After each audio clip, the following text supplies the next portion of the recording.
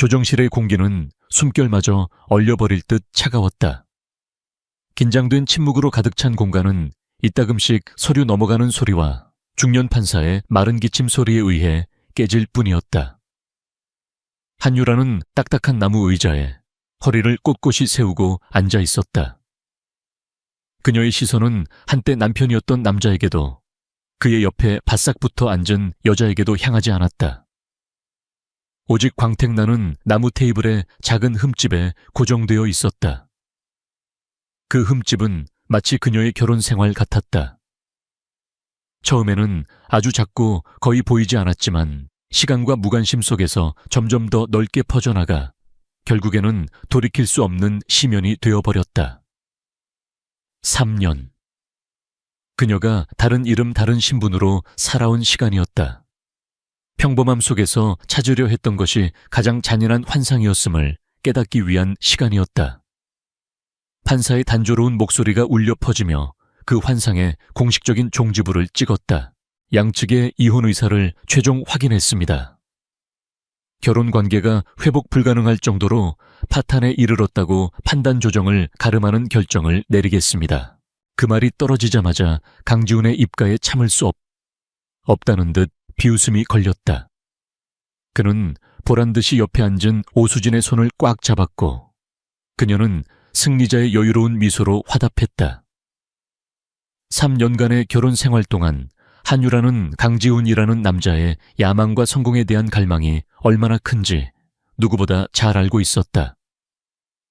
그는 언제나 더 높은 곳을 바라봤고 그 길에 방해가 되는 것은 무엇이든 가차없이 치워버릴 사람이었다. 그리고 오늘 그가 치워버리는 대상은 바로 아내인 한유라 자신이었다. 판사님, 마지막으로 할 말이 있습니다. 강지훈이 자리에서 일어섰다. 그의 목소리는 조정실 전체에 울릴 만큼 크고 자신감에 차 있었다. 그는 잘 빠진 명품 정장을 입고 있었지만 그 옷은 마치 그의 들끓는 야망을 감당하지 못하는 듯 어딘가 비좁아 보였다. 이 자리를 빌려 명확히 하고 싶습니다. 이 결혼의 파탄 책임은 전적으로 한유라 씨에게 있습니다. 그의 손가락이 정확하게 유라를 향했다. 유라는 미동도 하지 않았다. 그녀의 얼굴은 감정을 읽을 수 없는 가면처럼 평온했다. 저는 이 사람과 결혼하며 미래를 약속했습니다. 하지만 이 사람은 제게 아무런 도움이 되지 못했습니다. 배경도 능력도 심지어 아내로서의 내조조차도 없었습니다. 저는 앞을 향해 달려가야 하는 사람인데 한유라 씨는 제 발목에 매달린 무거운 족쇄일 뿐이었습니다. 잔인한 말들이 비수처럼 쏟아졌다. 오수진은 입을 가리며 안타깝다는 듯한 표정을 지었지만 그녀의 눈은 기쁨으로 반짝이고 있었다. 그녀는 유라의 초라한 행색을 위아래로 훑어보았다. 유행이 한참 지난 원피스 낡은 단화 화장기 없는 얼굴. 그에 반해 자신은 머리부터 발끝까지 최신 명품으로 치장하고 있었다. 승패는 이미 오래전에 결정된 게임이었다. 고아 출신인 당신을 거둬준 것만으로도 내 인생 최대의 실수였어. 지우는 이제 대놓고 경멸적인 어조로 말했다. 당신 부모가 누군지 어디서 뭘 하던 사람인지도 모르는 여자와 어떻게 평생을 함께하겠나. 내 성공가돼 당신 같은 여자는 어울리지 않아. 그 순간 유라의 평온한 가면 아래에서 무언가 미세하게 흔들렸다. 부모. 그것은 그녀의 유일한 영린이었다. 그러나 그녀는 감정을 드러내지 않았다. 대신 천천히 고개를 들어 처음으로 강지훈의 눈을 마주했다. 그녀의 눈은 깊고 고요한 심해와 같았다. 분노도 슬픔도 아닌 그저 모든 것을 꿰뚫어 보는 듯한 차가운 평온함이 담겨 있었다. 강지훈은 그 눈빛에 순간적으로 주춤했다. 늘 순종적이고 그림자 같았던 아내에게서 처음 보는 눈빛이었다. 하지만 그는 곧 자존심을 되찾고 더욱 오만하게 덧붙였다. 이제라도 내 인생에서 당신이라는 오점을 지울 수 있게 되어 다행이야. 수진 씨와 나는 곧 결혼할 거다. 수진 씨 아버님께서도 내 능력을 높이 사서 중요한 프로젝트를 맡기셨지. 당신과는 차원이 다른 세상이야. 그것은 확인 사살이었다. 오수진의 아버지는 강지훈이 다니는 회사의 중요한 협력업체 사장이었다. 그의 성공은 사랑이 아닌 철저한 계산과 거래의 산물이었던 것이다. 판사가 지친 목소리로 중재했다. 강지훈 씨 인신공격은 그만하시죠. 한유라 씨 서류에 서명하시겠습니까? 모두의 시선이 율에게 쏠렸다. 강지훈과 오수진은 그녀가 울며 매달리거나 최소한 분노라도 터뜨릴 것이라 예상했다. 하지만 유라는 아무 말 없이 자리에서 일어났다. 그녀는 테이블로 다가가 놓여있는 펜을 집었다. 그리고 단 한치의 망설임도 없이 이혼 합의서의 서명란에 자신의 이름 3글자를 적어 내려갔다. 한유라. 그녀가 지난 3년간 거의 잊고 살았던, 그러나 이제 되찾아야 할 자신의 진짜 이름이었다. 이걸로 됐어. 그녀는 속으로 생각했다. 이 지긋지긋한 연극의 막을 내릴 시간이야. 서명이 끝나자 그녀는 펜을 조용히 내려놓고 판사에게 가볍게 목례했다. 그리고 뒤도 돌아보지 않고 조정실 문을 향해 걸어갔다. 잠깐만, 강지훈이 다급하게 불렀다. 하지만 그의 목소리에는 당황스러움이 묻어 있었다. 그는 유라가 이렇게 쉽게 아무런 미련 없이 떠나리라고는 상상하지 못했다. 그는 그녀가 자신 없이는 아무것도 아닌 존재라고 굳게 믿고 있었다. 유라는 걸음을 멈추지 않았다. 그녀는 문을 열고 차가운 복도로 나섰다.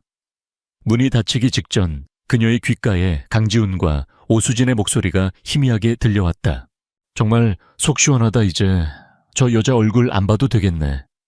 자기야, 고생했어. 우리 이제 꽃길만 걷자. 결혼식은 어디서 할까? 신혼여행은 파리로 가자. 문이 찰컥 소리를 내며 닫혔고 그들의 목소리는 완벽하게 차단되었다. 유라는 복도에 잠시 멈춰 섰다. 그녀는 창밖을 내다보았다. 회색빛 하늘에서 차가운 가을비가 내리고 있었다. 세상은 온통 잿빛이었다. 하지만 이상하게도 그녀의 마음은 조금도 슬프지 않았다. 오히려 무거운 족쇄가 풀려난 듯한 해방감이 느껴졌다. 그녀는 3년 전 할아버지의 반대를 무릅쓰고 이 남자를 선택했던 날을 떠올렸다. 태아그룹의 회장 한대욱. 그는 손녀의 고집을 꺾지 못했지만 한 가지 조건을 내걸었다. 네가 선택한 삶이 어떤 것인지 직접 경험해 보거라. 3년의 시간을 주마. 그 시간 동안 너는 태아그룹의 손녀 한유라가 아닌 평범한 고아 한유라로 살아야 한다. 어떤 도움도 없을 것이다. 만약 3년 후에도 그 남자가 너의 곁을 지키고 네가 행복하다면 나는 너의 선택을 존중하겠다. 이제 3년이 지났다. 그리고 결과는 명확했다. 강지훈은 그녀가 가진 배경이 아닌 그녀 자신을 사랑해줄 사람이 아니었다. 그는 시험을 통과하지 못했다. 아니, 애초에 시험지에 답을 적을 자격조차 없는 사람이었다. 유라는 천천히 법원 건물을 걸어 나왔다. 빗줄기가 그녀의 어깨를 적셨지만 그녀는 개의치 않았다. 사람들은 비를 피해 종종 걸음으로 뛰어가고 있었지만 그녀는 그저 묵묵히 걸었다. 빗물은 그녀의 얼굴을 타고 흘러내려 마치 눈물처럼 보였다. 하지만 그것은 눈물이 아니었다. 과거를 씻어내는 정화의 물이었다. 법원 앞 도로변에 검은색 세단 한 대가 조용히 미끄러져 와 멈춰 섰다. 뒷문이 열리고 정장을 말끔하게 차려입은 중년의 남자가 우산을 들고 내렸다. 그는 재빨리 유라에게 다가와 그녀의 머리 위로 우산을 펼쳐들었다. 아가씨, 고생 많으셨습니다. 그는 김비서였다. 할아버지의 가장 충실한 신복이자 지난 3년간 멀리서 묵묵히 그녀를 지켜봐 온 사람이었다. 그의 목소리는 따뜻하고 변함이 없었다. 아니요, 김비서님. 고생은요? 유라가 희미하게 미소 지으며 말했다. 그녀의 목소리에는 더 이상 과거의 그늘이 없었다. 오히려 아주 유익한 경험이었어요. 회장님께서 기다리고 계십니다. 알아요. 유라는 차에 올라탔다. 푹신한 가죽 시트가 그녀의 몸을 감쌌다. 차 안은 바깥 세상의 비와 소음으로부터 완벽하게 격리된 고요하고 아늑한 공간이었다. 차가 부드럽게 출발했다.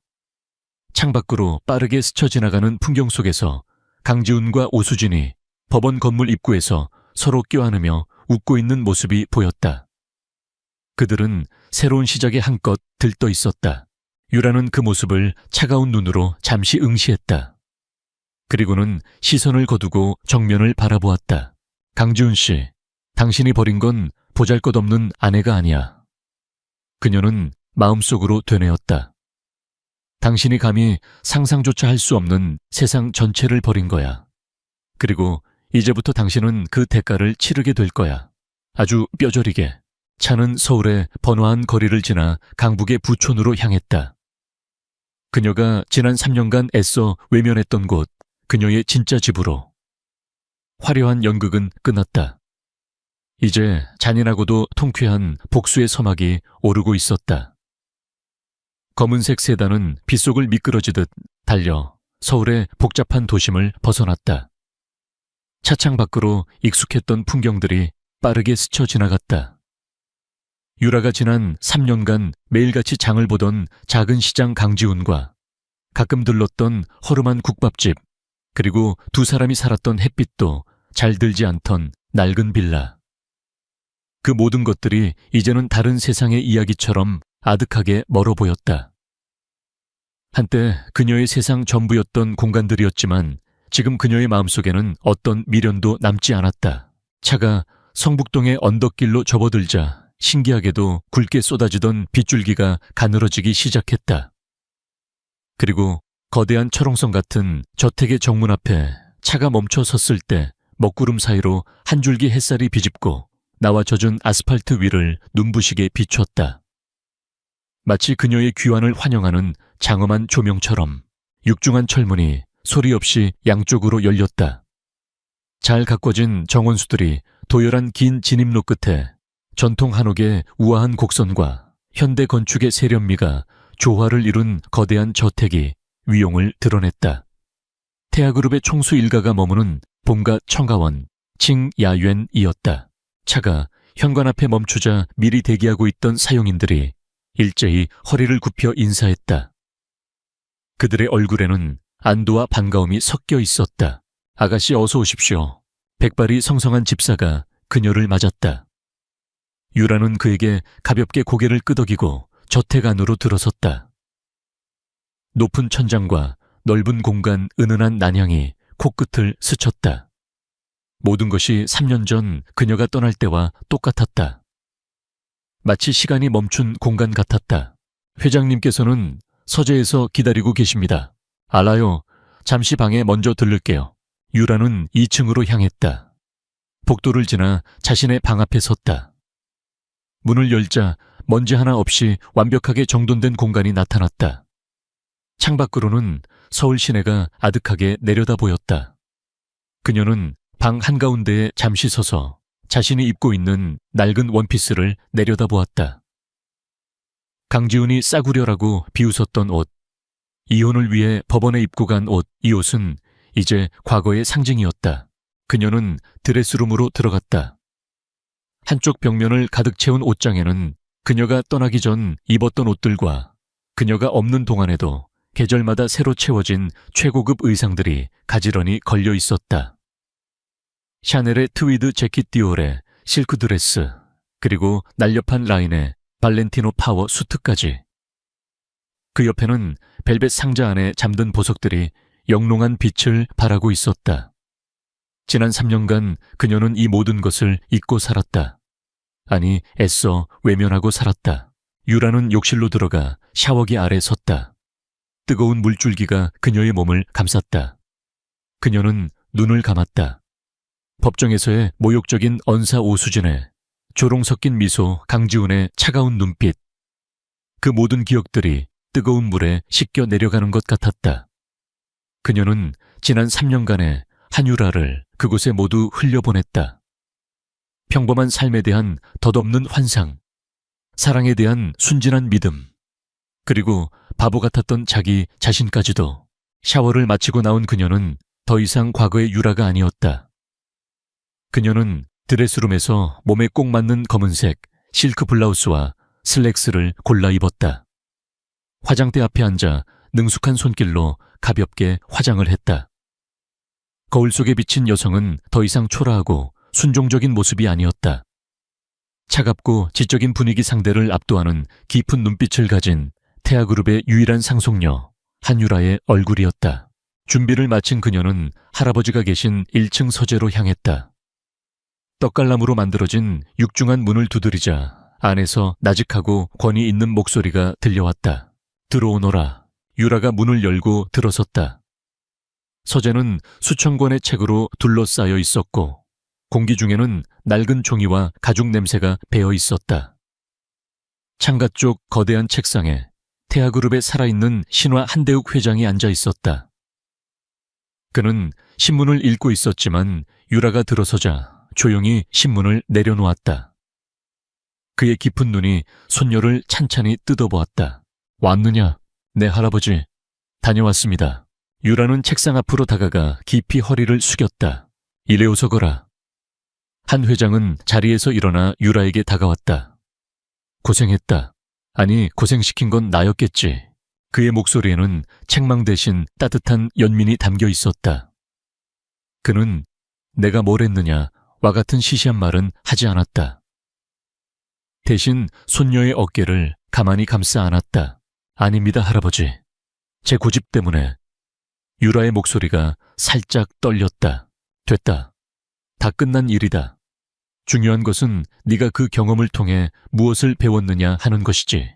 한 회장은 그녀를 소파로 이끌어 앉혔다.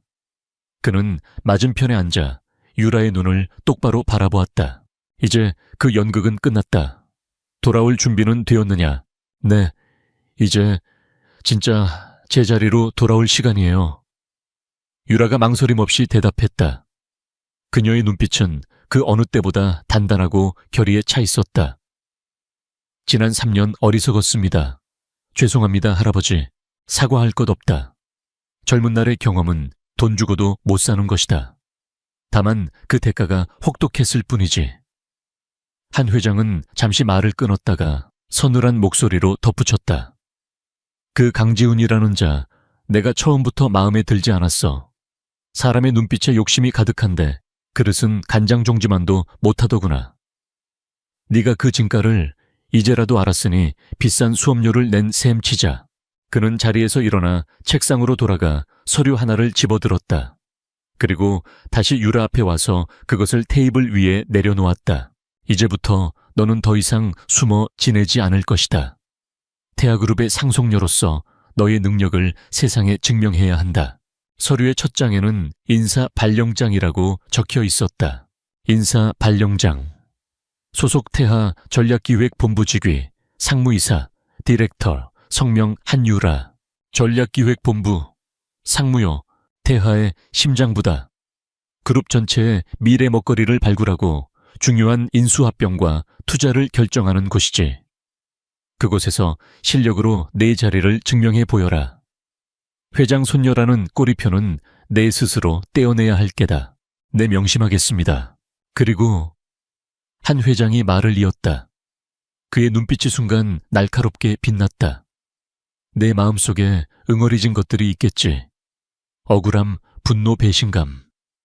그런 것들은 복수라는 이름으로 풀어내면 격이 떨어진다. 오직 실력과 정당한 힘으로 그들이 감히 넘볼 수 없는 존재가 되어라. 그것이 가장 완벽한 복수다. 그들이 너를 올려다보게 만들어라. 후회와 절망 속에서 자신들이 무슨 짓을 했는지 평생 곱씹게 만들어라. 할 수 있겠느냐? 유라는 조용히 고개를 끄덕였다. 그녀의 눈에 뜨거운 불꽃이 타오르고 있었다. 네, 할아버지, 할 수 있습니다. 그녀가 서재를 나왔을 때 김 비서가 복도에서 그녀를 기다리고 있었다. 그는 두꺼운 파일철 하나를 들고 있었다. 아가씨 회장님께 말씀은 들으셨을 겁니다. 네, 김 비서님께서 도와주세요. 물론입니다. 그것이 제 일인걸요. 김 비서가 희미하게 미소 지으며 파일철을 건넸다. 이것은 아가씨께서 맡으실 전략기획본부에 대한 현황 보고서와 아가씨의 공식적인 프로필 자료입니다. 그리고 그는 파일철의 마지막 부분을 가리켰다. 이것은 강지훈 씨와 그가 속한 유성건설, 그리고 오수진 씨의 부친이 운영하는 대형 실업에 대한 기초정보 보고서입니다. 유라는 파일철을 받아들었다. 묵직한 무게가 그녀의 손에 전해졌다. 그것은 단순한 종이 뭉치가 아니었다. 그녀가 앞으로 휘두를 카리자 방패였다. 김 비서가 덧붙였다. 강지훈 씨는 현재 유성건설의 차세대 성장 동력으로 불리는 스마트시티 프로젝트의 실무 총괄 팀장을 맡고 있습니다. 이 프로젝트의 성공 여부에 그의 미래가 달려있다고 해도 과언이 아닙니다. 그리고 이 프로젝트의 주요 파트너 중 하나가 바로 대형 실업입니다. 그렇군요. 유라의 입가에 차가운 미소가 걸렸다. 모든 게 아주 명확하게 보이네요. 그날 밤 유라는 자신의 방 테라스에 서서 서울의 야경을 내려다보았다. 수많은 불빛들이 별처럼 반짝이고 있었다. 3년 전 그녀는 저 불빛들 속에서 평범한 행복을 찾을 수 있을 거라 믿었다. 하지만 이제 그녀는 알았다. 자신의 자리는 저 아래가 아닌 이 모든 것을 내려다보는 가장 높은 곳이라는 것을. 그녀의 손에는 강지훈에 대한 보고서가 들려 있었다. 그의 학력, 경력, 인맥, 그리고 현재 진행 중인 프로젝트의 세부 사항까지. 김 비서의 능력은 실로 대단했다. 강지훈 씨, 당신은 나를 족쇄라고 했지. 그녀는 보고서를 쥔 손에 힘을 주었다. 이제부터 내가 당신의 숨통을 조이는 진짜 족쇄가 되어줄게. 당신이 자랑스러워하는 그 모든 것들을 내가 하나씩 아주 천천히 무너뜨려 줄 테니까. 불사조는 잿더미 속에서 부활했다. 더 강하고, 더 화려하고, 더 무자비하게. 한유라의 진짜 인생, 그리고 진짜 복수는 이제 막 시작되고 있었다. 한유라가 태아그룹의 상속녀로서의 삶을 되찾고 있을 무렵, 강지훈과 오수진은 그들만의 세상에서 행복의 정점을 만끽하고 있었다. 이혼 도장을 찍은 지 불과 일주일 만에 그들은 청담동의 최고급 예물 샵에서 결혼 반지를 고르고 있었다. 자기야, 이게 더 예쁘지 않아. 5캐럿은 되어야 내 손에 어울리지.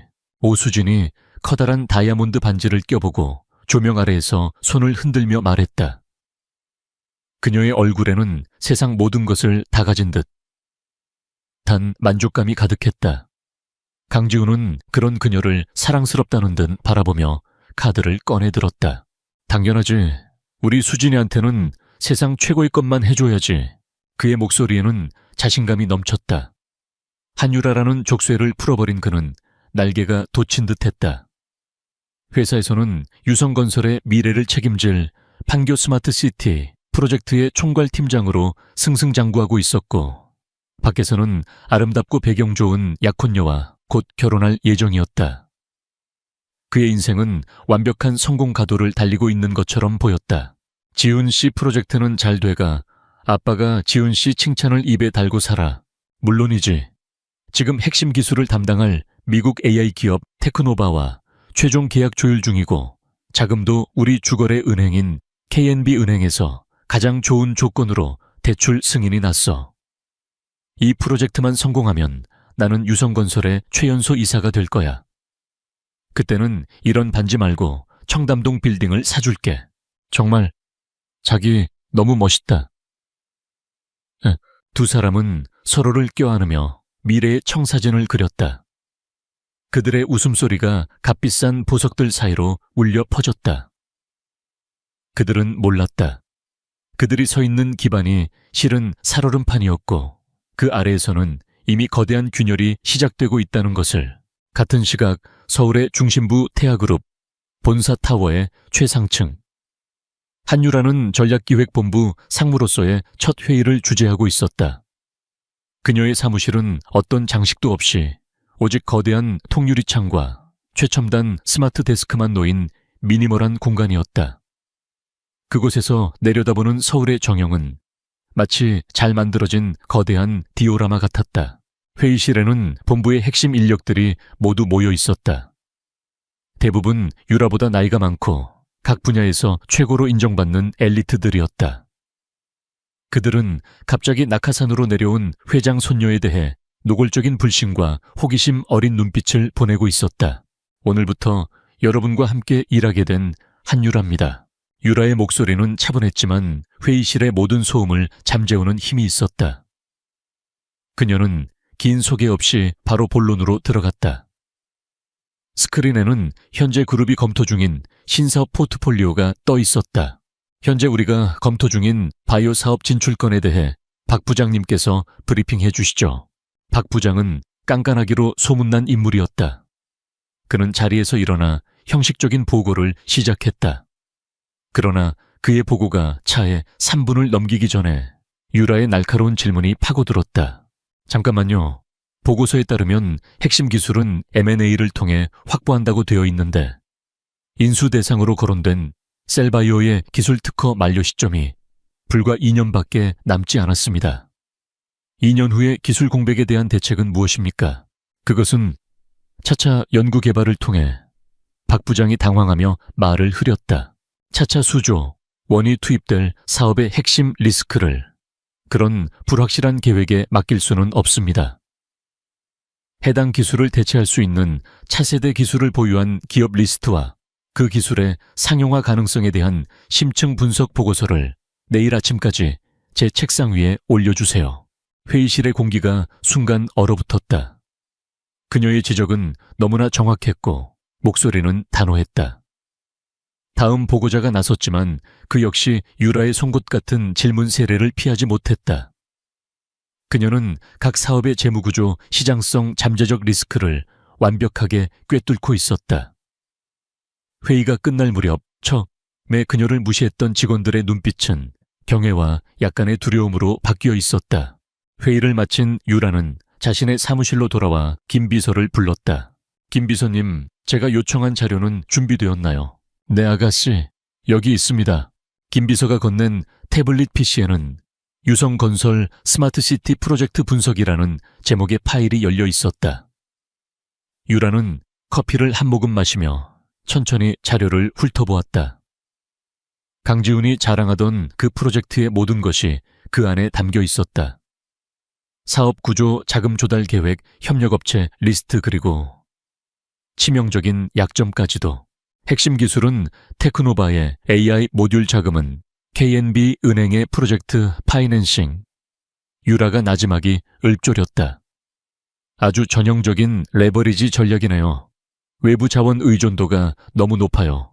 이 두 개의 기둥 중 하나만 무너져도 전체가 와르르 무너지겠군요. 맞습니다. 특히 테크노바는 최근 나스닥 상장을 준비 중이라 안정적인 대규모 파트너십에 목말라 있는 상태입니다. 좋아요. 유라의 입가에 서늘한 미소가 번졌다. 첫 번째 목표는 정해졌네요. 그녀는 즉시 태아그룹 미국 지사의 법인장에게 화상 전화를 연결했다. 스티븐, 나예요. 태아그룹 본사의 한유라 상무입니다. 화면 속 백인 남성의 얼굴에 놀라움이 스쳤다. 그는 회장의 숨겨진 손녀에 대한 소문을 들어 알고 있었다. 상무님, 처음 뵙겠습니다. 무슨 일이십니까? 태아가 차세대 스마트 팩토리 솔루션 사업에 진출할 겁니다. 핵심 파트너로 테크노바를 고려하고 있어요. 그들과의 독점 파트너십 계약을 제안할 겁니다. 조건은 그들이 현재 진행 중인 다른 소규모 프로젝트들을 모두 정리하고 우리의 프로젝트에만 집중하는 것입니다. 우리가 제시할 계약 규모는 그들의 연매출의 3배가 될 겁니다. 할 수 있겠어요. 스티븐의 눈이 휘둥그레졌다. 연매출의 3배. 그것은 거부할 수 없는 제안이었다. 물론입니다. 상무님, 당장 추진하겠습니다. 전화를 끊은 유라는 다음으로 재무 담당 임원을 호출했다. 최 전무님, 우리 그룹의 주거래 은행이 KNB 은행과 같은 계열사인 TNT 파이낸셜이죠. 그렇습니다, 상무님. TNT 파이낸셜 회장님께 제 이름으로 안부 전화를 한 통 넣어주세요.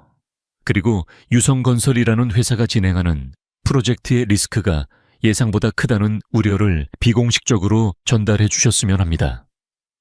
핵심 기술 파트너십에 문제가 생길 가능성이 높다는 뉘앙스로요. 그분은 아주 작은 힌트만으로도 전체 그림을 파악하실 수 있는 분이니까요. 최전무는 영리한 사람이었다. 그는 유라의 의도를 즉시 파악하고 고개를 숙였다. 알겠습니다.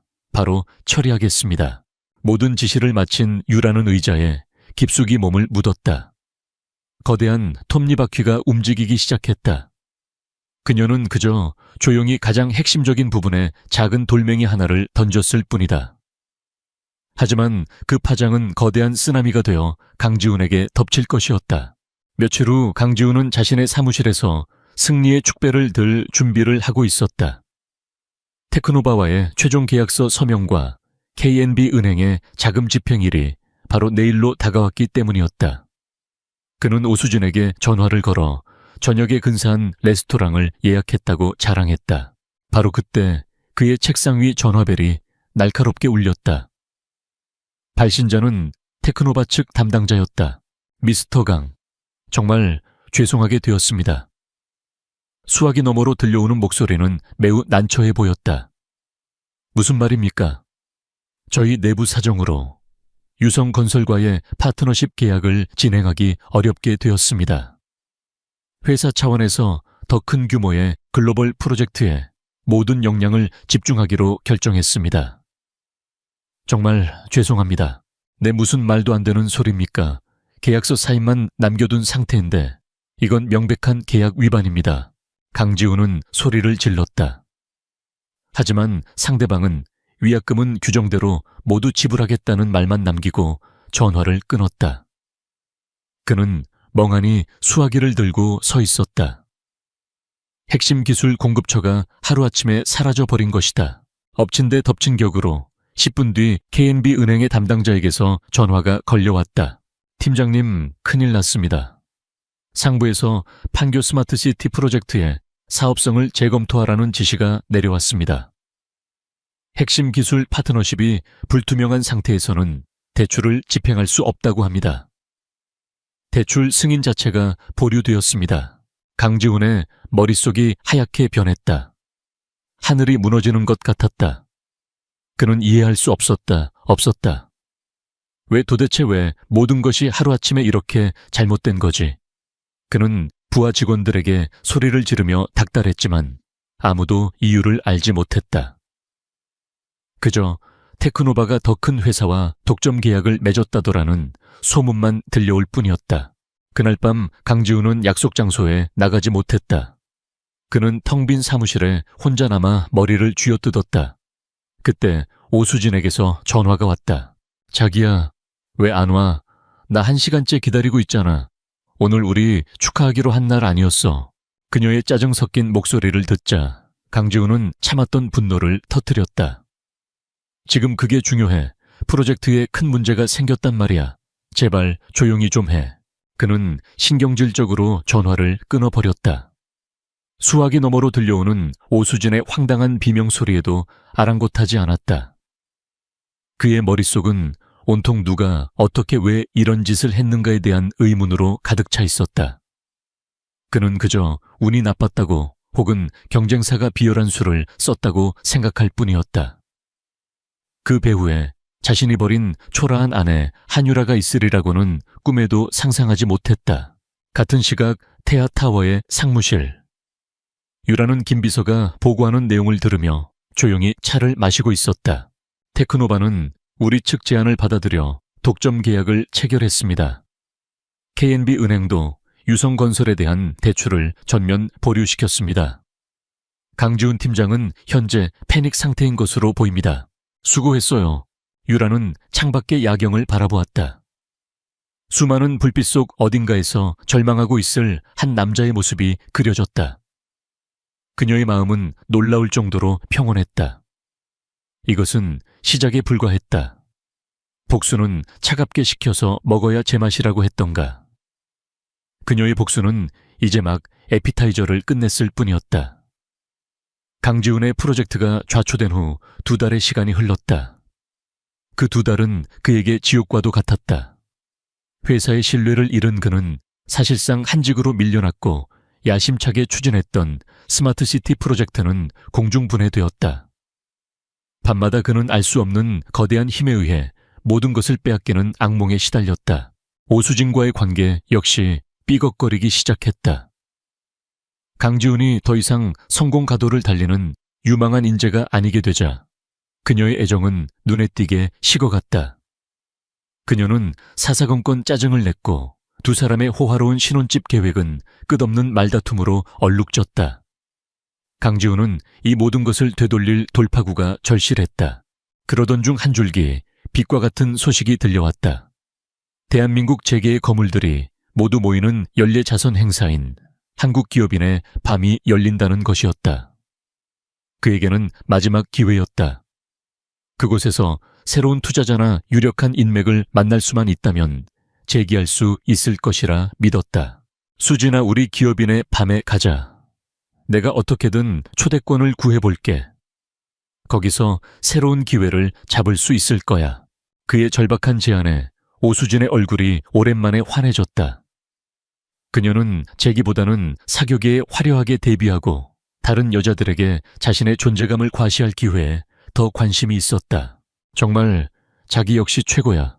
나 그날 입을 드레스 새로 사야겠다. 며칠 후 두 사람은 그들의 분수에 맞지 않는 화려함으로 치장한 채 행사가 열리는 최고급 호텔의 연회장으로 들어섰다. 거대한 샹들리에가 눈부신 빛을 쏟아내는 연회장 안은 대한민국을 움직이는 부와 권력의 향기로 가득했다. 강지훈은 촌뜨기처럼 보이지 않으려 애쓰며 주변을 두리번거렸다. 그의 눈은 먹잇감을 찾는 하이에나처럼 번뜩이며 잠재적 투자자들을 물색했다. 반면 오수진은 유명 연예인이나 재벌가 며느리들을 발견하고 호들갑을 떨기 바빴다. 어머 저기 저 사람 J그룹 며느리 아니야. 입고 있는 목걸이 좀 봐. 최소 수십억은 되겠는데. 강지훈은 그녀의 철없는 말에 짜증이 났지만 애써 미소를 지었다. 바로 그때 연회장의 모든 조명이 꺼지고 무대 위로 스포트라이트가 비쳤다. 사회자가 흥분된 목소리로 외쳤다. 신사숙녀 여러분, 오늘 이 자리에 아주 특별한 분을 모셨습니다. 지난 몇 년간 공식 석상에 모습을 드러내지 않으셨던 분이죠. 대한민국 경제의 살아있는 전설, 태아그룹의 한대욱 회장님을 무대로 모시겠습니다. 연 회장 안이 술렁이기 시작했다. 한대욱 회장. 그 이름이 가진 무게는 상상을 초월했다. 강지훈 역시 마른 침을 삼켰다. 태아그룹 같은 거대 기업의 총수가 이런 자리에 직접 나타난 것은 이례적인 일이었다. 분명 무언가 중요한 발표가 있을 것이 틀림없었다. 백발의 한대욱 회장이 기품 있는 모습으로 무대에 올랐다. 그의 등장만으로도 좌중은 완벽하게 압도되었다. 그는 짧지만 힘 있는 목소리로 미래 경영과 새로운 리더십의 중요성에 대해 연설했다. 그리고 연설 말미에 폭탄과도 같은 발언을 던졌다. 지난 수년간 많은 분들이 태하의 미래에 대해 궁금해 하셨습니다. 오늘 밤 저는 그 모든 억측에 종지부를 찍고 제 뒤를 이을 태하의 공식적인 후계자를 여러분께 처음으로 소개하고자 합니다. 장내에는 숨막히는 정적이 흘렀다. 모두의 시선이 무대로 고정되었다. 저의 유일한 혈육이자 태아그룹의 미래를 이끌어갈 제 손녀를 소개합니다. 순간 연회장 입구 쪽으로 또 다른 스포트라이트가 비쳤다. 육중한 문이 양쪽으로 스르르 열렸다. 그리고 그곳으로 한 여성이 걸어 들어왔다. 그녀는 과하지 않으면서도 기품이 흐르는 짙은 남색의 실크 드레스를 입고 있었다. 목에는 심플한 다이아몬드 목걸이가 은은한 빛을 발하고 있었고 단정하게 올린 머리는 그녀의 고고한 목선을 더욱 돋보이게 했다. 화려하게 치장하지 않았음에도 그녀의 존재감은 연회장 안에 그 어떤 여성보다도 압도적이었다. 그것은 자신감과 권위, 그리고 오랜 시간 갈고 닦은 지성이 만들어내는 독보적인 아우라였다. 그녀가 걸을 때마다 장내에서는 나직한 탄성이 터져 나왔다. 강지훈은 넋을 잃고 그 모습을 바라보았다. 아름답다. 그리고 어딘가 익숙하다. 그는 고개를 갸웃거렸다. 저 얼굴 어디서 봤지? 말도 안 돼. 닮은 사람이겠지. 하지만 그의 옆에 서 있던 오수진의 반응은 달랐다. 그녀의 얼굴은 순식간에 새하얗게 질려버렸다. 그녀의 사격의 레이더는 그 여성이 누구인지 본능적으로 알아차렸다. 재계의 신데렐라 베일에 쌓여있던 태아그룹의 황태녀. 그리고 그 얼굴은 말도 안 돼. 오수진이 거의 들리지 않는 목소리로 중얼거렸다. 강지훈이 의아한 표정으로 그녀를 돌아보려는 순간 무대 위에서 한대욱 회장의 목소리가 다시 한번 울려 퍼졌다. 여러분께 소개합니다. 태아그룹 전략기획본부 상무이자 제 손녀 한유라입니다. 한유라. 그 이름 세 글자가 강지훈의 뇌리에 번개처럼 내리꽂혔다. 그의 눈이 믿을 수 없다는 듯 커졌다. 그는 무대 위로 올라가 할아버지 옆에 서는 그 여성을 다시 쳐다보았다. 차가운 조명 아래 그녀의 얼굴이 선명하게 드러났다. 그 얼굴은 의심의 여지 없이 자신이 얼마 전에 쓰레기처럼 버린 아내 한유라였다. 강지훈의 입에서 의미 없는 소리가 새어나왔다. 그의 머릿속에서 모든 퍼즐 조각이 미친 듯이 맞춰지기 시작했다. 갑자기 취소된 테크노바와의 계약, 더 큰 글로벌 프로젝트라는 변명, 이유 없이 등을 돌린 K&B 은행, 지난 2달간 그를 괴롭혔던 모든 불운과 악재들. 그것은 불운이 아니었다. 우연도 아니었다. 그것은 철저하게 계획된 복수였다. 보이지 않는 거대한 손이 자신의 목을 조르고 있었던 것이다. 온몸의 피가 차갑게 식는 느낌이 들었다. 다리가 후들거려 서 있을 수조차 없었다. 손에 들고 있던 샴페인 잔이 쨍그랑 소리를 내며 바닥으로 떨어져 박살났다. 주변 사람들이 놀라 쳐다보았지만 그는 아무것도 느낄 수 없었다. 그때 옆에서 얼음장처럼 차가운 목소리가 들려왔다. 당신 나한테 고아라고 했잖아. 아무것도 없는 빈털털이라고 했잖아. 오수진이 분노와 경멸이 뒤섞인 눈으로 그를 쏘아보고 있었다. 그녀의 손가락에 끼워진 5캐럿짜리 다이아몬드 반지가 초라하게 빛을 잃었다. 그녀는 자신이 얼마나 멍청한 선택을 했는지 깨달았다. 그녀는 진짜 보석을 발로 차버리고 가짜 돌멩이를 주운 것이었다. 수진아, 그게 나도 몰랐어. 정말이야. 강지훈은 비굴하게 변명하려 했지만 목소리가 제대로 나오지 않았다. 그의 세상은 무너져 내리고 있었다. 무대 위에서 한유라는 수많은 사람들의 박수갈채를 받으며 할아버지 옆에 서 있었다. 그녀는 연 회장을 천천히 둘러보았다.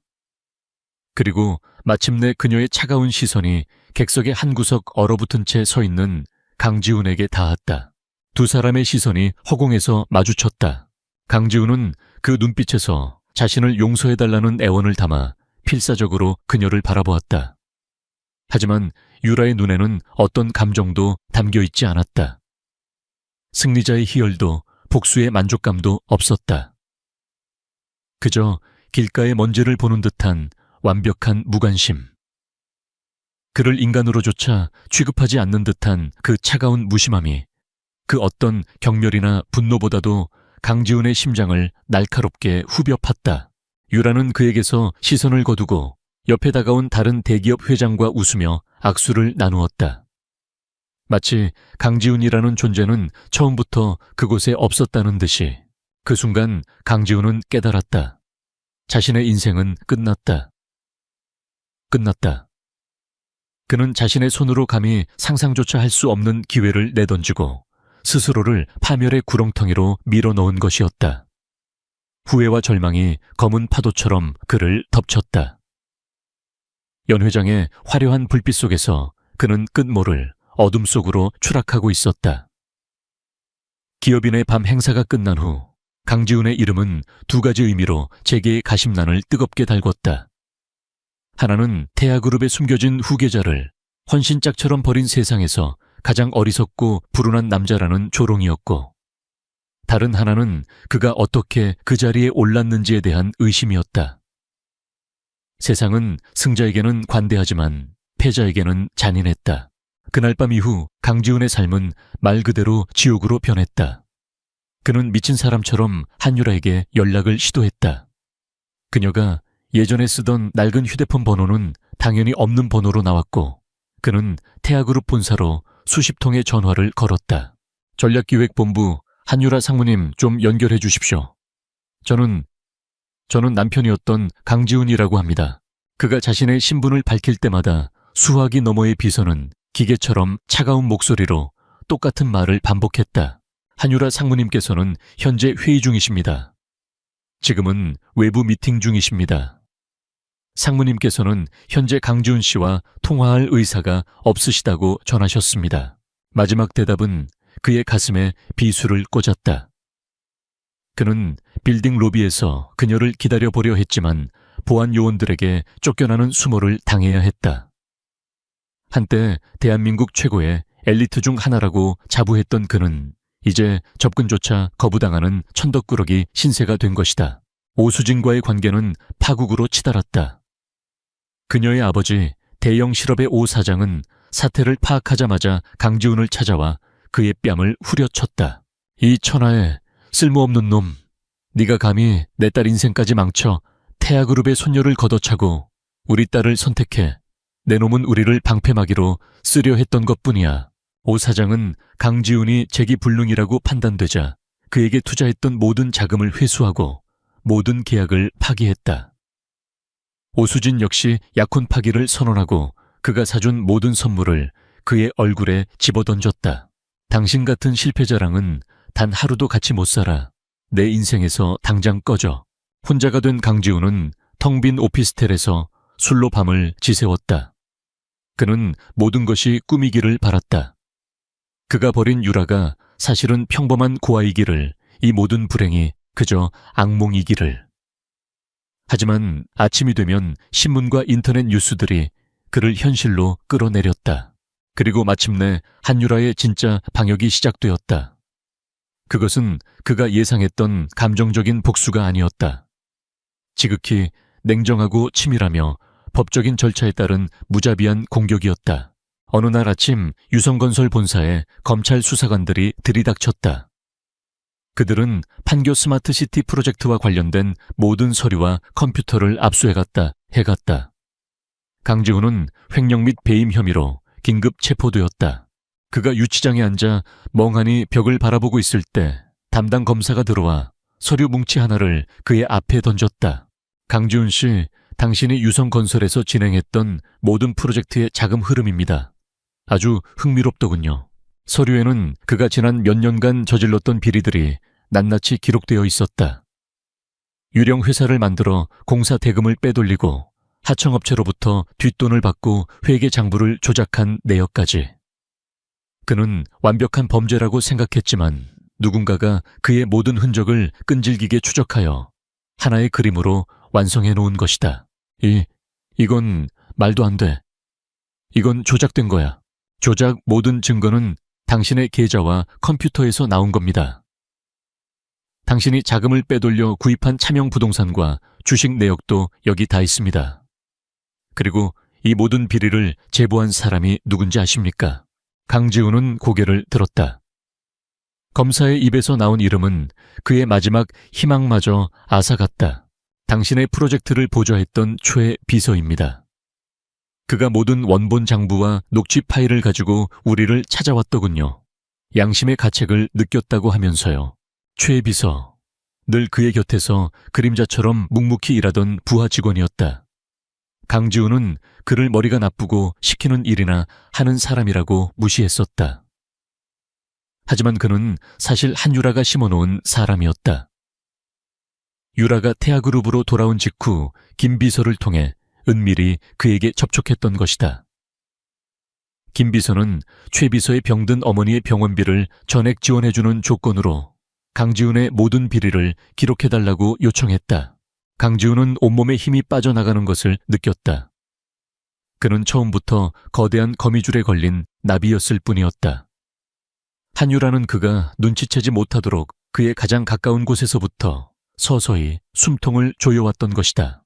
사건은 언론을 통해 대대적으로 보도되었다. 유성건설 스타임원의 추악한 두 얼굴, 성공에 눈이 멀어 비리 저지른 파렴치한. 신문과 방송은 연일 그의 이야기를 떠들어댔고 인터넷에서는 그를 향한 비난과 조롱이 들끓었다. 이 불똥은 오수진의 가족에게도 튀었다. 강지훈의 비리 중 일부가 대형 실업과의 불법적인 자금 거래와 연관되어 있다는 사실이 밝혀지면서 오 사장 역시 검찰 조사를 받게 된 것이다. 대형 실업의 주가는 폭락했고 회사는 창사 이래 최대의 위기를 맞았다. 오수진은 비리 사위 얻으려다 회사 말아먹은 딸이라는 오명을 쓰고 사교계에서 완전히 퇴출되었다. 그녀는 집 밖으로 한 발짝도 나갈 수 없게 되었다. 모든 것이 무너져 내렸다. 강지훈이 그토록 자랑스러워했던 성공부 명예, 그리고 사랑이라고 믿었던 것까지. 그 모든 것이 신기루처럼 사라졌다. 며칠 후 구치소 면회실. 초췌한 모습의 강지훈 앞에 그의 변호사가 앉았다. 상황이 매우 안 좋습니다. 혐의를 입증할 증거가 너무나 명백하고 제보자의 증언도 구체적입니다. 실형을 피하기는 어려울 것 같습니다. 방법이 정말 없습니까? 한 가지 방법이 있긴 합니다. 변호사가 조심스럽게 말했다. 피해자 측과 합의를 하는 겁니다. 당신의 가장 큰 피해자는 결국 유성건설, 즉 회사입니다. 하지만 이 모든 사건의 배후에는 태아그룹의 한유라 상무가 있습니다. 만약 한 상무가 당신을 용서하고 선처를 호소한다면 재판부에서도 정상 참작의 여지가 있을 수 있습니다. 그 말을 듣는 순간 강지훈의 빈 눈에 희미한 빛이 떠올랐다. 용서, 한유라의 용서. 그것이 그의 유일한 동아줄이었다. 그는 유라가 자신을 증오하고 있다는 것을 알았다. 하지만 동시에 그녀는 한때 자신을 진심으로 사랑했던 여자이기도 했다. 그는 그녀의 마음에 남아있을지도 모를 아주 작은 연민의 마지막 희망을 걸어보기로 했다. 변호사님, 제발 한유라 상무님을 만나게 해주십시오. 제가 무릎이라도 꿇고 빌겠습니다. 제발 단 한 번만이라도 만나게 해달라고 전해주십시오. 그는 쇠창살을 붙잡고 절규했다. 그의 처절한 모습은 더 이상 과거에 오만했던 강지훈이 아니었다. 모든 것을 잃고 나서야 비로소 자신의 어리석음을 깨달은 한 마리 가련한 짐승의 울부짖음이었다. 그의 간절한 요청은 김비서를 통해 한유라에게 보고되었다. 유라는 자신의 사무실에서 서울의 야경을 내려다보며 보고를 듣고 있었다. 강지훈 씨가 아가씨를 만나게 해달라고 애원하고 있다고 합니다. 어떻게 할까요? 유라는 잠시 말이 없었다. 그녀의 얼굴에는 어떤 표정도 떠오르지 않았다. 그녀는 천천히 몸을 돌려 김비서를 바라보았다. 만나주겠다고 하세요. 김비서의 얼굴에 놀란 기색이 스쳤다. 장소는 태아그룹 본사 1층 로비로 하죠. 시간은 내일 오전 직원들이 가장 많이 오가는 시간으로 잡으세요. 그녀의 목소리는 얼음장처럼 차가웠다. 김비서는 그녀의 의도를 파악하고 조용히 고개를 숙였다. 알겠습니다, 아가씨. 유라는 다시 창밖으로 시선을 돌렸다. 그녀는 강지훈을 용서할 생각이 추호도 없었다. 다만 이 길고 지독했던 복수극의 마지막 장면을 완성해야 했다. 그가 가장 자랑스러워했던 모든 것을 빼앗았으니 이제 그의 마지막 남은 자존심까지 산산조각 내줄 차례였다. 그것이 그녀가 준비한 가장 잔인하고도 완벽한 피날레였다. 다음 날 아침 태아그룹 본사 로비는 출근하는 직원들로 분주했다. 세계 최고 수준의 인재들이 모인 이 공간은 언제나 건강한 긴장감과 활기로 넘쳤다. 대리석 바닥은 거울처럼 반짝였고 중앙에 설치된 거대한 미디어 월에서는 태아그룹의 성공 신화를 담은 영상이 소리 없이 흐르고 있었다. 바로 그곳에 이질적인 한 남자가 서 있었다. 교도관 2명에게 양팔을 붙들린 채 강지훈은 넋이 나간 표정으로 로비 한가운데에 서 있었다. 죄수복 대신 변호사가 급하게 구해온 칙칙한 운동복 차림이었지만 며칠 사이 수척해진 얼굴과 공허한 눈빛은 그가 죄인이라는 사실을 명백히 보여주었다. 그의 주변을 지나가는 직원들은 노골적인 호기심과 경멸이 뒤섞인 시선으로 그를 힐끗거리고는 인해 자기들끼리 수군거리며 발걸음을 재촉했다. 한때 그들과 같은 혹은 그들보다 더 높은 곳에 있었다고 자부했던 남자는 이제 구경거리로 전락해 있었다. 강지훈은 타인의 시선이라는 것이 얼마나 무거운 형벌인지를 온몸으로 느끼고 있었다. 그는 고개를 푹 숙인 채 그저 유라가 나타나기만을 기다렸다. 오전 9시 정각. 로비에 모든 소음이 순간 멎는 듯 했다.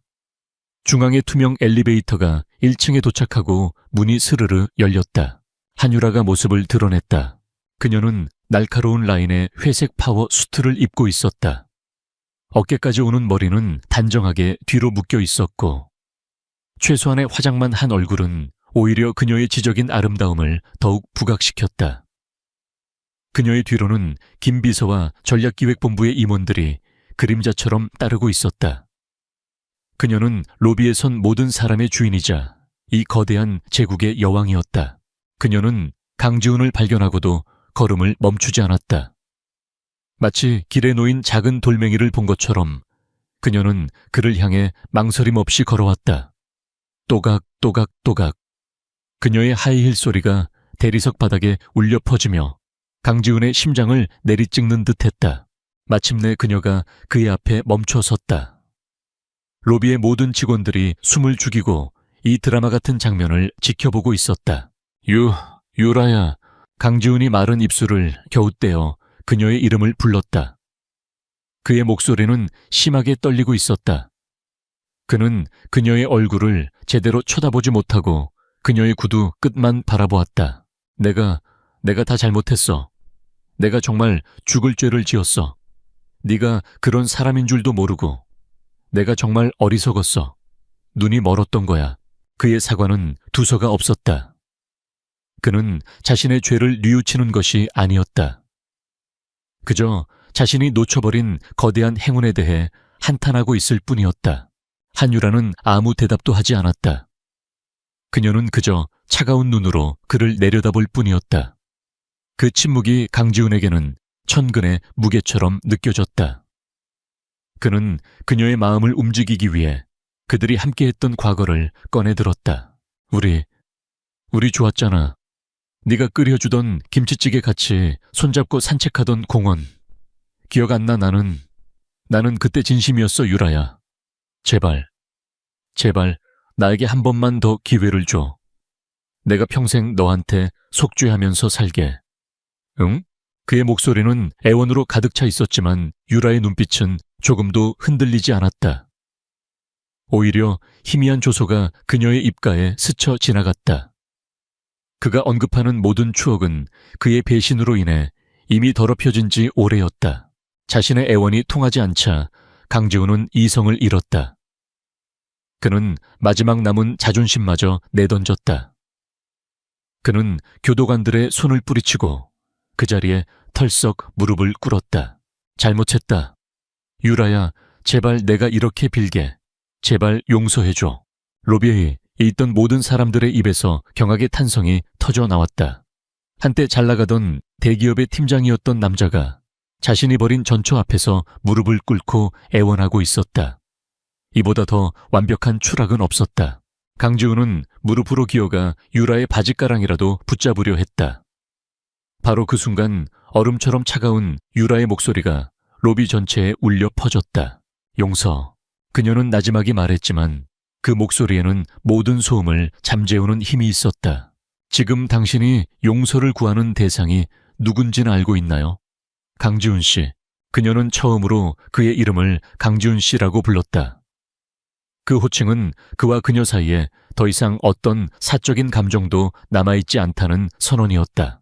당신은 나 한유라에게 용서를 구하는 게 아니야.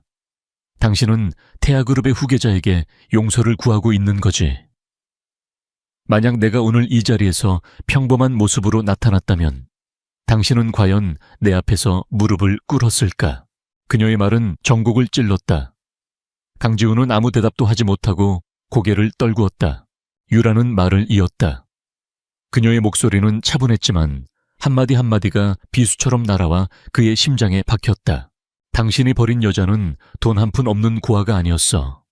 당신이라는 사람 자체를 믿고 당신의 가능성을 사랑했던 한 인간이었지.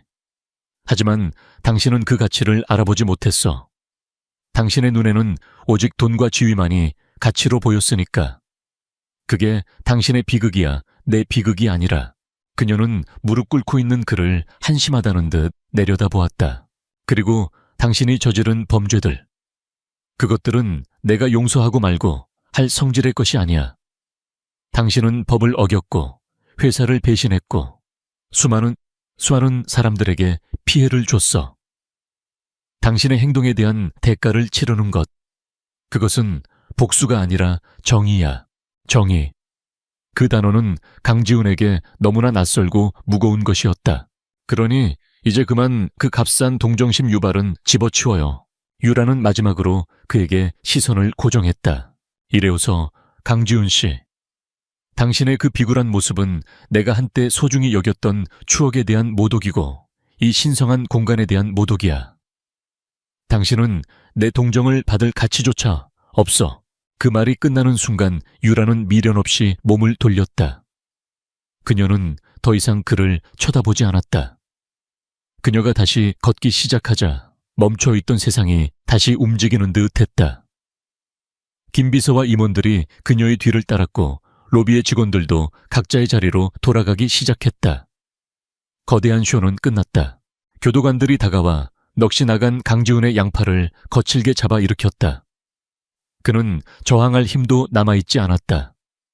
그는 질질 끌려가면서도 멀어져가는 유라의 뒷모습을 필사적으로 쳐다보았다.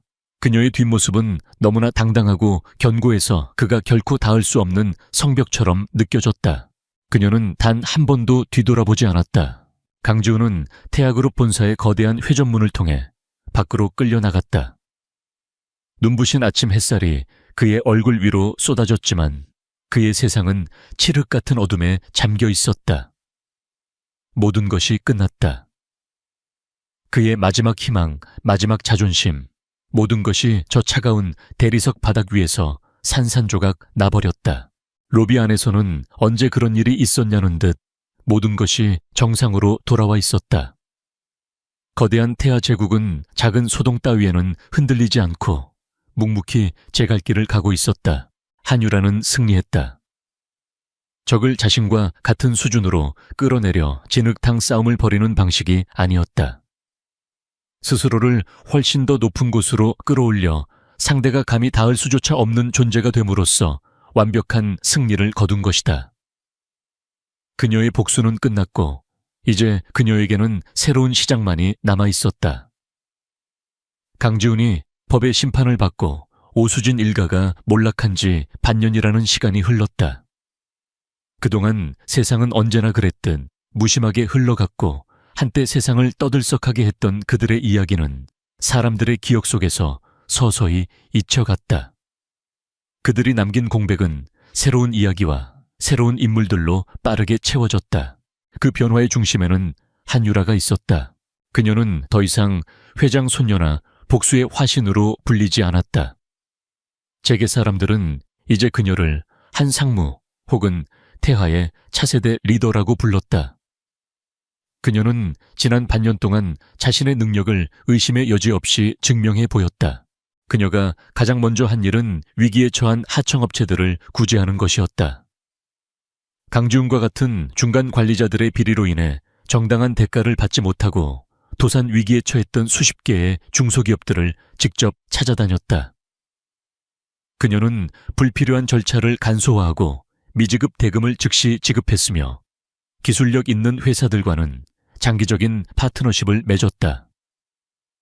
이 결정은 단기적으로는 그룹의 손해처럼 보였지만 장기적으로는 태아그룹의 건강한 산업 생태계를 구축하고 기업의 사회적 책임을 다하는 긍정적인 이미지를 심어주는 결과를 낳았다. 또한 그녀는 강지훈이 실패했던 스마트시티 프로젝트를 완전히 새로운 개념으로 부활시켰다. 그녀의 프로젝트는 단순히 기술을 과시하는 것이 아닌 인간 중심의 지속 가능한 미래 도시를 만드는 것에 초점을 맞췄다. 친환경 에너지, 인공지능 기반의 교통 시스템, 그리고 노인과 아이들을 위한 커뮤니티 케어 시스템까지. 그녀의 비전은 단순한 이윤 추구를 넘어 기술을 통해 사회에 기여하겠다는 태아그룹의 새로운 철학을 보여주었다. 국내외 유수의 기업들이 그녀의 비전에 공감하며 앞다투어 파트너십을 제안해왔다. 오늘 한유라는 태아그룹의 이사회에 참석했다. 할아버지인 한대욱 회장이 건강상의 이유로 경영 일선에서 물러나겠다는 공식적인 발표가 있는 날이었다.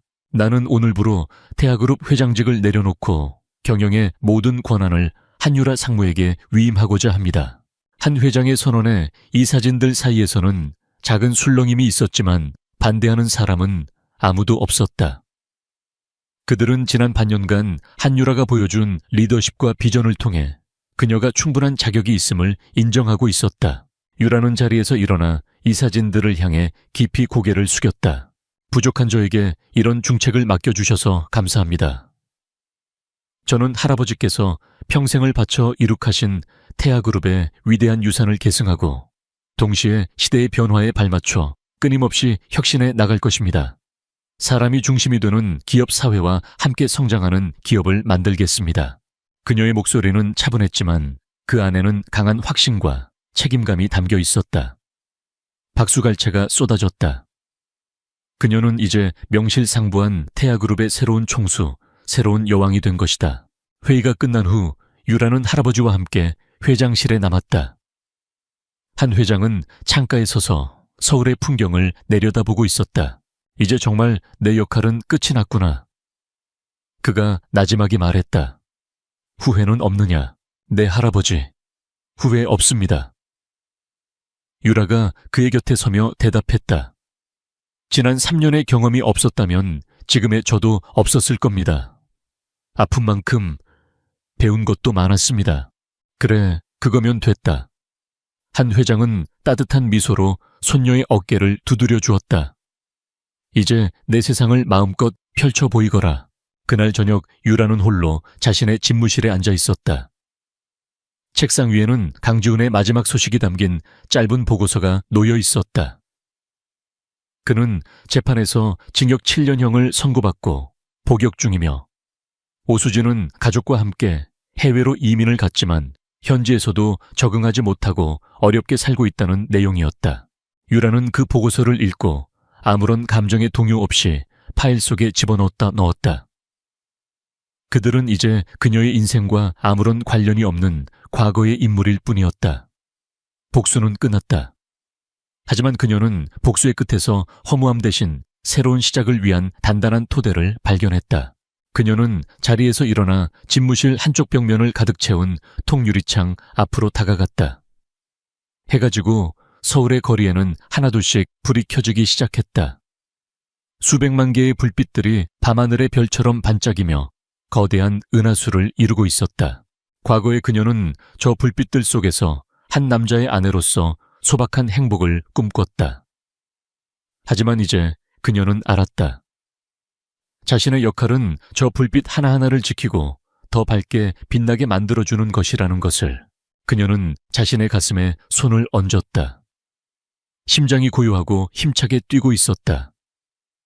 더 이상 분노도 슬픔도 미련도 없었다. 그 자리에는 오직 평온함과 미래에 대한 뜨거운 열정만이 가득했다. 한유라. 그녀는 잿더미 속에서 부활한 불사조처럼 배신과 절망의 상처를 딛고 더 높이 날아올랐다. 그녀의 이야기는 한 남자에 대한 통쾌한 복수극으로 시작되었을지 모르지만 결국 한 여성이 자신의 진정한 가치를 깨닫고 세상의 중심으로 우뚝 서는 위대한 성장 드라마로 막을 내리고 있었다. 서울의 밤은 깊어갔고 태아타워의 가장 높은 곳에 켜진 불은 그 어느 때보다 밝게 빛나고 있었다. 그것은 새로운 여왕의 탄생을 알리는 꺼지지 않을 희망의 등불이었다. 늦은 밤 도시의 불빛이 희미하게 스며드는 낡은 골목길 어귀에는 24시간 편의점, 별빛 편의점의 밝은 불빛만이 외롭게 빛나고 있었다.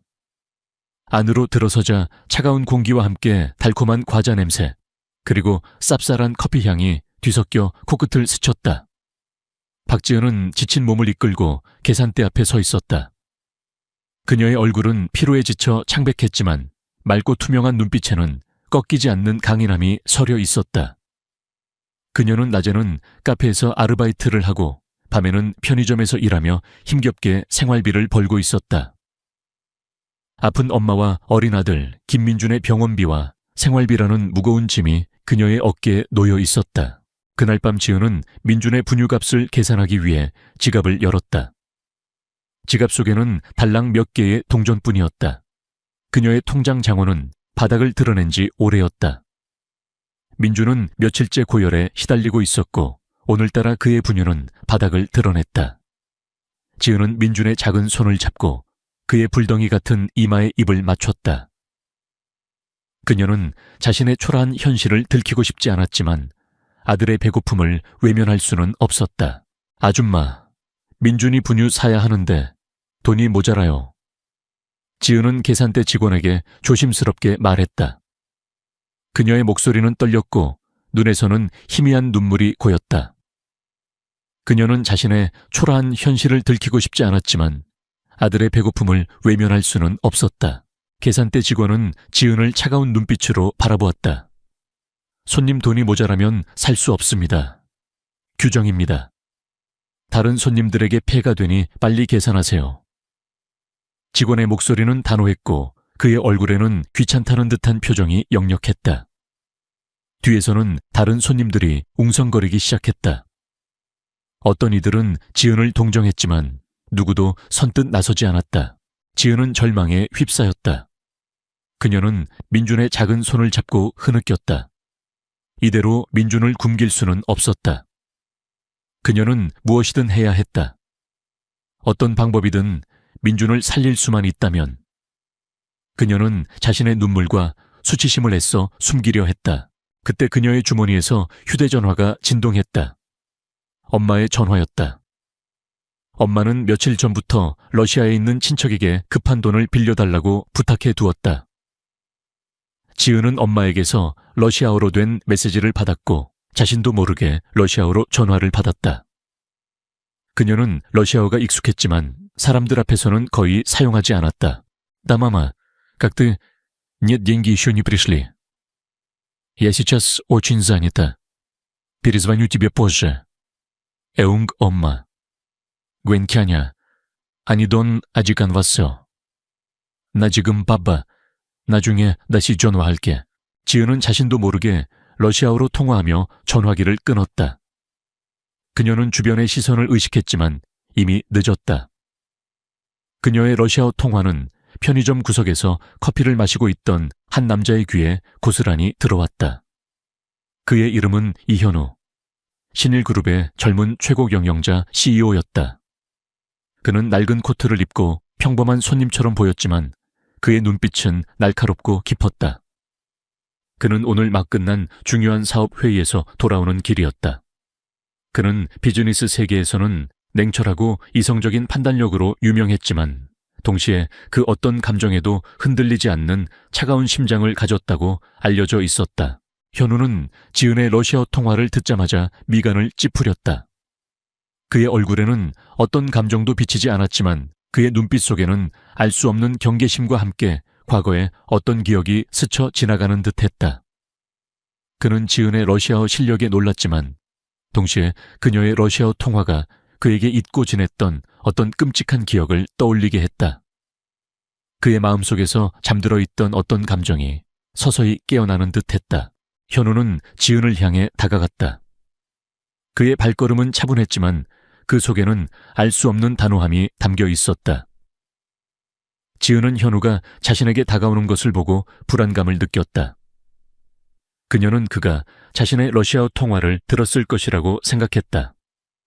그녀는 그가 자신을 이상하게 생각할 것이라고 두려워했다. 현우는 지은의 뒤에 서서 그녀를 조용히 바라보았다. 그의 얼굴에는 어떤 감정도 비치지 않았지만 그의 눈빛 속에는 알 수 없는 어떤 결의가 스쳐 지나갔다. 그는 지은에게서 잊고 지냈던 어떤 것을 보았다. 그의 마음속에서 잠들어 있던 어떤 감정이 서서히 깨어나는 듯했다. 박지은은 이현우가 자신의 러시아어 통화를 들었을 것이라고 직감했다. 그녀는 불안감에 휩싸였다. 자신을 이상하게 생각할 것이라고 두려워했다. 하지만 현우의 발걸음은 그녀를 지나치지 않고 그녀의 앞에 멈춰섰다. 그의 얼굴은 여전히 무표정했지만 그의 눈빛은 지은을 꿰뚫어 보는 듯했다. 당신 러시아어를 하는군요. 현우의 목소리는 낮고 차분했지만 그 속에는 알 수 없는 호기심과 함께 어떤 감정이 담겨 있었다. 지은은 깜짝 놀라 고개를 들었다. 네, 제 고향이 러시아 쪽이라서요. 지은은 얼버무렸다. 그녀의 목소리는 떨렸다.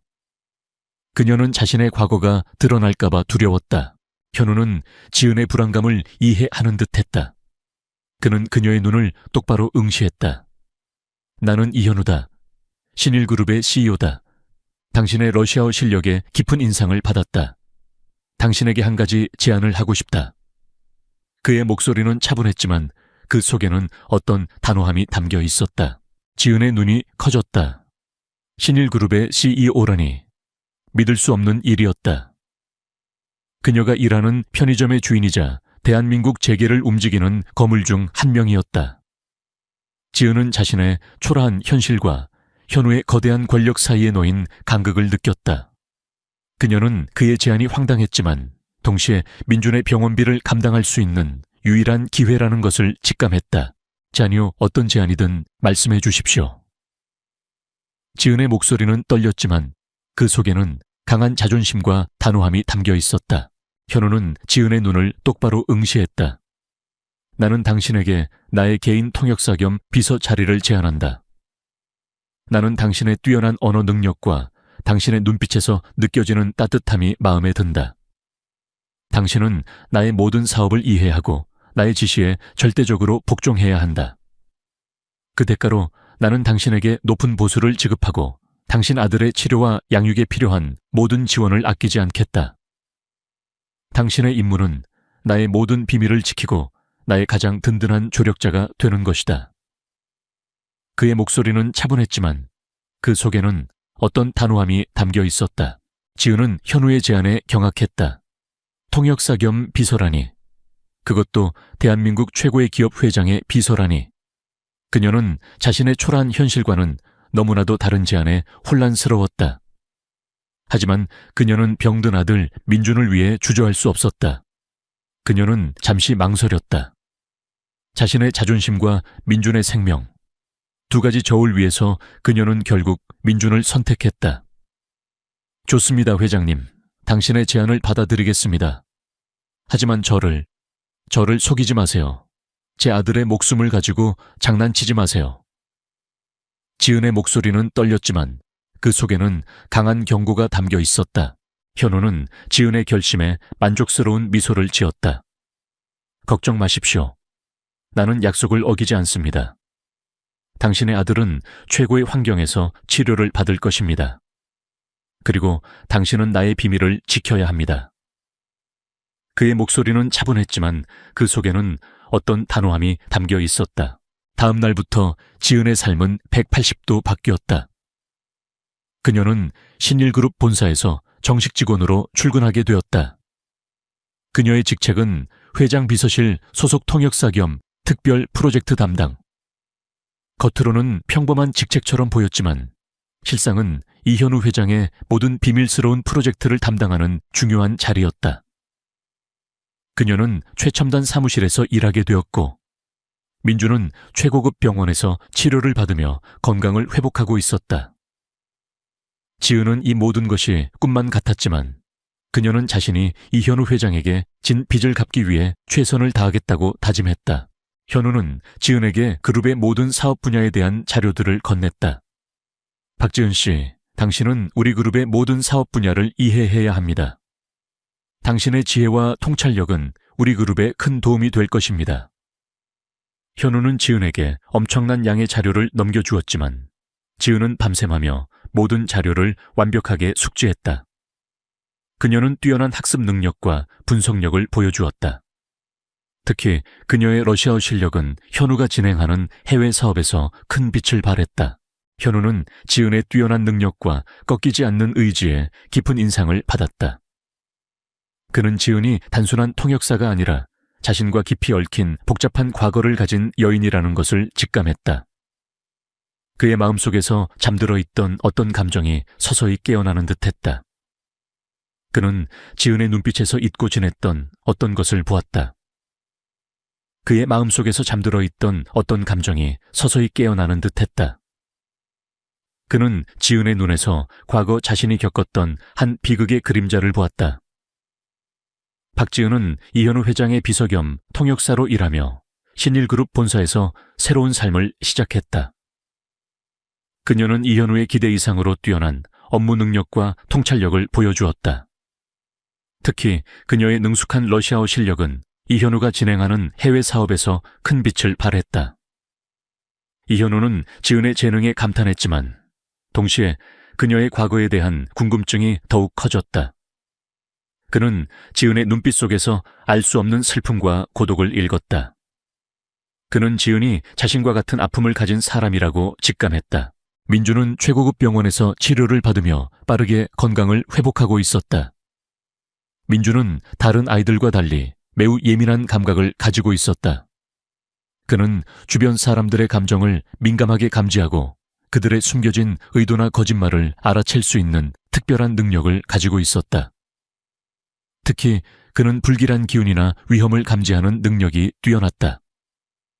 민주는 현우가 병실에 올 때마다 그의 차가운 눈빛 뒤에 숨겨진 슬픔과 과거의 그림자를 읽었다. 민주는 현우가 자신에게 어떤 비밀을 숨기고 있다는 것을 직감했다. 현우는 지은에게 신일그룹의 러시아 지사에서 발생한 기술 유출 사건에 대한 자료를 검토해달라고 요청했다. 이 사건은 몇 년 전 신일그룹의 핵심 기술이 러시아로 유출되어 막대한 손실을 입었던 사건이었다. 이 사건의 진범은 밝혀지지 않았고 현우는 이 사건 때문에 자신의 여동생과 조카를 잃었다. 그는 이 사건이 자신의 삶을 송두리째 바꿔놓은 끔찍한 비극이라고 생각했다. 지은은 기술 유출 사건의 자료들을 검토하며 밤샘했다. 그녀는 러시아어 자료들을 능숙하게 해석하고 복잡한 기술 보고서들을 분석했다. 그녀는 이 사건의 진실을 밝히는 것이 현우 회장의 아픔을 치유하는 유일한 방법이라는 것을 알았다. 그녀는 자료 속에서 희미하게 남아있는 쉐도우라는 코드명을 발견했다. 쉐도우는 과거 러시아 정보기관의 비밀 요원들이 사용하던 암호명이었다. 지은은 직감적으로 이 사건이 단순한 기술 유출이 아니라 러시아의 어떤 거대한 조직과 관련이 있다는 것을 느꼈다. 그때 민주는 병실에서 엄마의 불안한 심장 소리와 함께 현우 회장의 차가운 슬픔을 느꼈다. 그는 현우 회장이 자신과 같은 아픔을 가진 사람이라는 것을 직감했다. 민주는 엄마와 현우 회장을 지켜야 한다고 생각했다. 그는 자신의 능력을 이용하여 기술 유출 사건의 진실을 파헤치려 애썼다. 민주는 현우의 기억 속에서 흐릿하게 남아있던 그 남자의 모습을 발견했다. 그 남자는 기술 유출 사건 현장에 있었고 그의 얼굴에는 비열한 미소가 걸려 있었다. 민주는 그 남자의 얼굴을 또렷하게 기억하려 애썼다. 그의 얼굴은 마치 어떤 가면을 쓴 듯 희미했지만 그의 눈빛은 잔혹했다. 민주는 그 남자에게서 강렬한 악의를 느꼈다. 지은은 민준이 본 기억들을 토대로 현우에게 그 남자의 특징들을 이야기해 주었다. 현우는 민준의 설명을 듣고 소름이 돋았다.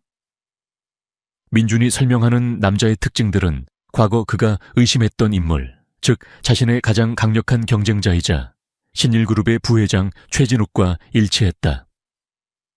최진욱은 겉으로는 온화하고 친절해 보였지만 그의 내면은 탐욕과 야망으로 가득 차 있었다. 그는 현우를 제거하고 신일그룹의 회장 자리를 차지하기 위해 어떤 짓도 서슴지 않는 인물이었다. 그는 과거 러시아 마피아와 연루되어 있었다. 현우는 최진욱이 자신의 여동생과 조카를 죽이고 기술 유출 사건을 조작했다는 사실에 분노했다. 그의 마음속에서 잠들어 있던 복수심이 맹렬하게 타올랐다. 그는 최진욱의 모든 죄를 낱낱이 파헤치고 그를 심판대에 세우겠다고 다짐했다. 민준의 능력은 그에게 잊고 지냈던 진실의 실마리를 안겨주었다. 현우는 민준이 단순한 아이가 아니라 자신에게 주어진 기적이라는 것을 깨달았다. 그는 민준을 보호하고 그녀의 능력을 선한 목적으로 사용해야 한다고 생각했다. 최진욱은 민준의 능력을 알지 못했지만 현우가 자신을 조사하고 있다는 것을 곧 알아차렸다. 그는 현우를 가만둘 수 없었다. 그는 최진욱의 최측근이자 신일그룹의 비서실장 김태식에게 연락하여 현우를 제거하라고 지시했다. 김태식은 최진욱의 충실한 하수인으로 잔인하고 냉혹한 인물이었다. 김태식은 현우의 사업적 약점을 찾아 공격하기 시작했다. 그는 언론에 현우에 대한 허위 사실을 유포하고 신일그룹의 주가를 조작하여 현우를 몰아내려 했다. 또한 그는 현우의 과거를 들춰내어 그의 명예를 실추시키려 했다. 그의 목표는 현우를 사회적으로 매장시키고 신일그룹의 회장 자리를 최진욱에게 넘겨주는 것이었다. 지은은 현우의 곁에서 그를 도왔다. 그녀는 자신의 뛰어난 러시아어 실력을 이용하여 기술 유출 사건에 러시아 측 관련자들과 은밀하게 접촉했다. 그녀는 그들에게서 최진욱이 러시아 마피아와 결탁하여 기술 유출 사건을 조작했으며 현우의 여동생과 조카를 살해했다는 결정적인 증거를 확보했다. 그녀는 이 모든 것이 최진욱의 야망 때문이었다는 것을 알게 되었다. 지은은 이 모든 것을 현우에게 보고했다. 현우는 지은의 용기와 능력에 감탄했다. 그는 지은이 단순한 비서가 아니라 자신과 같은 아픔을 가진 동반자라는 것을 깨달았다. 그는 지은의 손을 꽉 잡았다. 박지은 씨, 당신은 정말 대단합니다. 당신 덕분에 제가 진실을 밝힐 수 있게 되었습니다. 함께 최진욱에게 복수하고 모든 진실을 세상에 밝혀냅시다. 현우의 목소리는 단호했지만 그 속에는 지은을 향한 깊은 신뢰와 함께 새로운 결의가 담겨 있었다. 박지은은 이현우 회장의 곁에서 최진욱 부회장과 김태식 비서실장의 추악한 음모를 파헤치는 데 몰두했다. 민준의 특별한 능력과 지은의 러시아어 실력은 그들에게 중요한 단서들을 제공했다. 현우는 지은의 용기와 민준의 능력에 깊은 인상을 받았다. 그는 지은에게 모든 지원을 아끼지 않겠다고 약속하며 함께 최진욱의 비리를 세상에 폭로하겠다고 다짐했다. 이현우 회장은 자신의 비서실장에게 최진욱 부회장과 김태식 비서실장의 모든 행적과 신일그룹 내부의 수상한 움직임을 비밀리에 조사하도록 지시했다. 또한 그는 이강우 아저씨에게 연락하여 최진욱 부회장의 뒤를 봐주는 신일그룹 내부의 부패한 임원들을 조사해달라고 부탁했다. 이강우 아저씨는 민준의 은인이기도 했기에 지은의 부탁에 흔쾌히 응했다. 지은은 기술 유출 사건과 관련된 러시아어 자료들을 더욱 깊이 파고들었다. 그녀는 러시아 정보기관의 비밀 요원들이 사용하던 암호명 섀도우가 최진욱 부회장과 연관되어 있다는 것을 알아냈다. 최진욱은 과거 러시아 마피아와 결탁하여 신일그룹의 핵심 기술을 러시아로 유출하고 그 과정에서 현우의 여동생과 조카를 살해했던 것이었다. 이 모든 것이 최진욱의 야망 때문이었다. 그는 현우를 제거하고 신일그룹의 회장 자리를 차지하기 위해 어떤 짓도 서슴지 않는 인물이었다.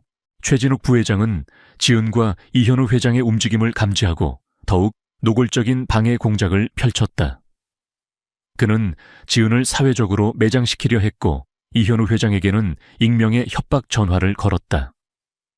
당신이 계속해서 나의 비밀을 파헤치려 한다면 당신 아드님의 목숨은 물론 당신의 모든 것을 잃게 될 것이다. 협박 메시지는 현우의 심장을 얼어붙게 했다. 최진욱은 민준의 생명을 담보로 현우를 협박하려 했던 것이다. 하지만 지은은 두려워하지 않았다. 오히려 그녀의 정의감은 더욱 불타올랐다. 그녀는 최진욱의 비열함에 분노했다. 그녀는 민준을 보호하기 위해 모든 것을 포기할 생각이었지만 그의 악랄한 본성을 알게 되자 물러설 수 없었다. 그녀는 이 모든 진실을 밝히고 그를 반드시 심판대에 세우겠다고 다짐했다. 이현우 회장과 지은은 민준의 능력을 이용하여 최진욱 부회장의 숨겨진 증거들을 찾아내려 했다. 민준은 자신의 능력을 이용하여 최진욱 부회장의 개인 컴퓨터와 신일그룹의 전산망에 미세한 교란을 일으켰다. 이현우 회장은 이 틈을 이용하여 최진욱 부회장의 숨겨진 비자금 장부와 불법 거래 기록을 확보하려 했다. 그들은 또한 최진욱 부회장과 김태식 비서실장의 은밀한 대화가 담긴 녹음 파일을 찾아냈다. 그 안에는 기술 유출 사건을 조작한 음모, 그리고 현우의 여동생과 조카를 살해한 계획까지 낱낱이 담겨 있었다. 최진욱 부회장은 지은과 이현우 회장의 끈질긴 추적과 민준의 알 수 없는 능력에 점점 더 초조해했다. 그는 자신의 비밀이 드러날 것을 두려워했다. 그는 지은과 민준, 그리고 이현우 회장을 영구적으로 처리하기 위한 계획을 서두르기 시작했다. 그는 민준의 병든 몸을 이용하여 그를 제거하려 하거나 혹은 이현우 회장에게 직접적인 위협을 가하려 했다. 지은은 최진욱 부회장의 움직임을 눈치챘다. 그녀는 시간이 없다는 것을 알았다. 민준이 위험에 처하기 전에 모든 진실을 밝혀내야 했다. 그녀는 이현우 회장과 함께 최진욱 부회장의 마지막 움직임을 예측하고 그를 함정에 빠뜨릴 역공을 계획하기 시작했다. 이 싸움은 그녀의 목숨과 민준의 운명, 그리고 정의가 걸린 마지막 대결이 될 터였다. 박지은은 이현우 회장과 함께 최진욱 부회장의 마지막 공격에 대비했다. 그들은 최진욱이 모든 것을 파괴하기 전에 그의 모든 죄를 밝혀내고 그를 심판대에 세워야 했다. 현우는 지은의 곁에서 그녀를 도왔다. 그녀는 자신의 능력을 이용하여 최진욱과 그의 비서실장 김태식의 숨겨진 감정과 거짓말을 간파하며 현우에게 중요한 단서들을 제공했다. 최진욱 부회장은 현우와 지은의 끈질긴 추적에 점점 더 초조해했다. 그는 자신의 비밀이 드러날 것을 두려워했다.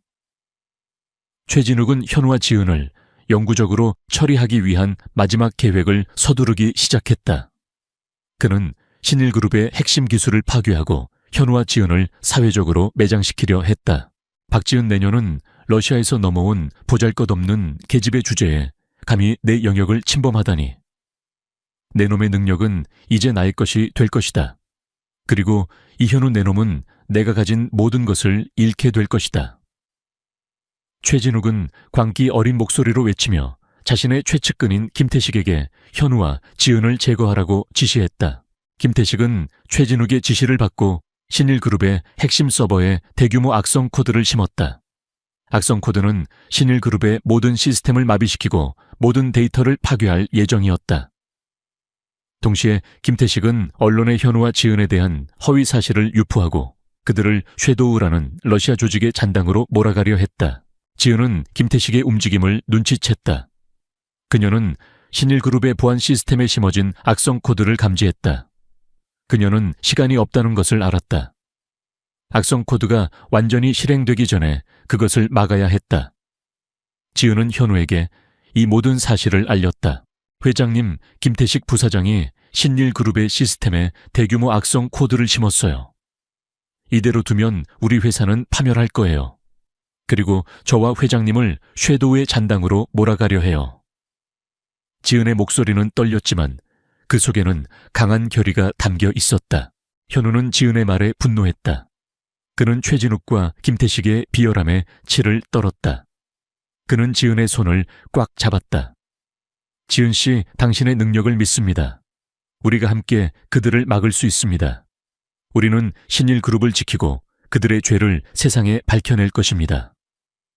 현우의 눈빛은 지은을 향한 깊은 신뢰와 함께 정의를 향한 강렬한 의지로 불타올랐다. 현우와 지은은 신일그룹의 핵심 서버실로 향했다. 서버실은 최첨단 보안 시스템으로 보호되어 있었지만 이미 악성 코드의 영향으로 시스템이 불안정하게 깜빡이고 있었다. 지은은 서버에 직접 연결하여 악성 코드를 제거하고 방어벽을 재구축하기 시작했다. 그녀의 손가락은 키보드 위를 맹렬하게 움직였고 화면에는 복잡한 코드들이 빠르게 스크롤되었다. 하지만 그들의 행동은 김태식에게 포착되었다. 김태식은 자신의 사병들을 이끌고 서버실로 들이닥쳤다. 감히 내 계획을 방해하다니. 너희 모두 여기서 죽게 될 것이다. 김태식의 목소리는 분노로 가득했다. 그는 현우와 지은에게 총을 겨눴다. 현우는 지은을 보호하며 김태식의 사병들과 맞섰다. 그는 과거의 트라우마를 극복하고 자신의 모든 힘을 다해 싸웠다. 그는 사병들의 공격을 피하고 방역했지만 그들의 숫자는 너무 많았다. 그는 점점 더 지쳐갔다. 지은은 현우의 옆에서 악성 코드를 제거하는 데 몰두했지만 그녀의 등 뒤로 다가오는 위험을 감지했다. 그때 지은의 동생이자 과거 러시아에서 함께 활동했던 김민혁이 서버실로 들이닥쳤다. 민혁은 지은이 위험에 처했다는 것을 직감하고 달려온 것이었다. 그는 과거 러시아 정보기관의 요원이었으며 해킹 능력과 전투 기술이 뛰어났다. 누나 내가 도울게. 민혁은 김태식의 사병들에게 달려들어 그들을 막아섰다. 그는 지은이 악성 코드를 제거할 시간을 벌어주려 했다. 민혁은 사병들과 치열하게 싸웠다. 그는 뛰어난 격투 실력과 해킹 기술을 이용하여 사병들을 제압했다. 그는 서연이 작성한 악성 코드 분석 보고서와 김태식의 모든 비리를 세상에 폭로할 준비를 했다. 하지만 김태식은 민혁의 저항에 분노하며 그에게 총을 겨눴다. 이놈 감히 날 막아 죽어라. 탕 하는 총성이 울려 퍼졌다. 총알은 민혁의 어깨를 관통했다. 민혁아, 지은은 절규했다. 민혁은 피를 흘리며 쓰러졌다. 그의 손에는 지은이 작성한 악성 코드 분석 보고서가 굳게 쥐어져 있었다. 누나, 진실을 꼭 밝혀야 해요. 민혁은 희미한 미소를 지으며 눈을 감았다. 민혁의 희생은 지은의 마음에 깊은 상처를 남겼지만 동시에 그녀에게 불타는 복수심을 안겨주었다. 그녀는 민혁의 죽음이 헛되지 않도록 반드시 김태식과 최진욱의 모든 죄를 밝혀내겠다고 다짐했다. 현우는 지은의 곁에서 그녀를 보호하며 함께 복수를 맹세했다. 지은은 민혁의 죽음에 분노하며 자신의 모든 능력을 한 곳에 집중했다. 그녀는 악성 코드를 제거하는 동시에 김태식의 모든 컴퓨터와 통신 장비를 해킹하여 그의 모든 비리를 세상에 폭로할 준비를 했다.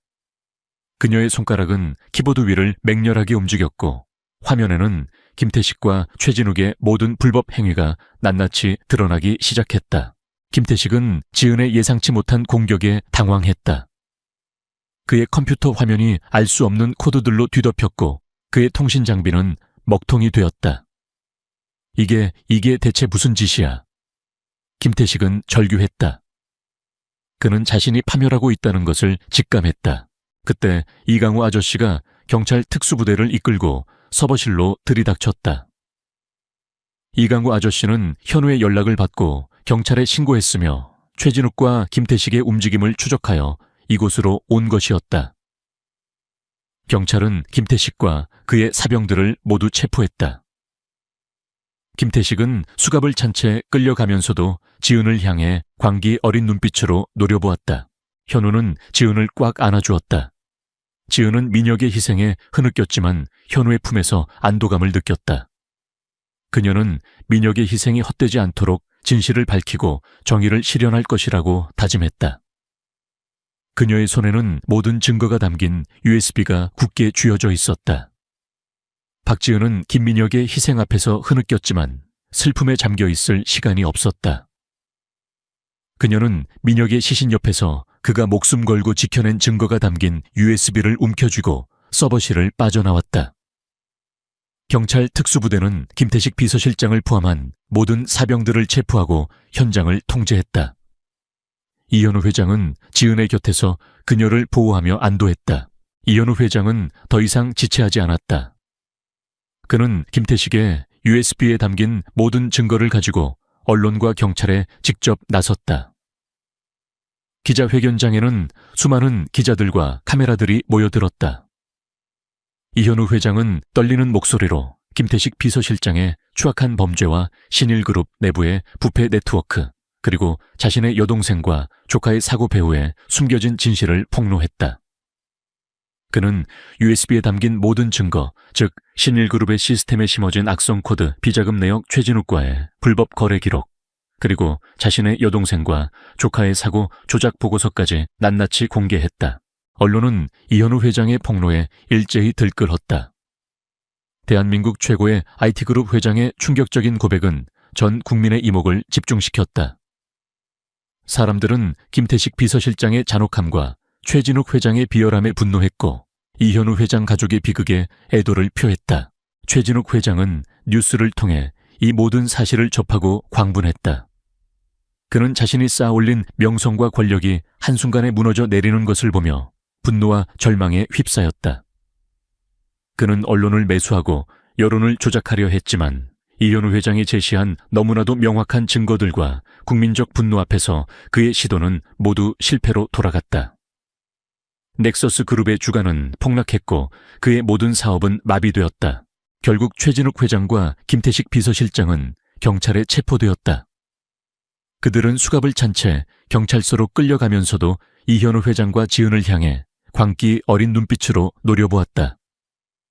이현우, 박지은, 내 놈들이 감히 날 이렇게 만들다니.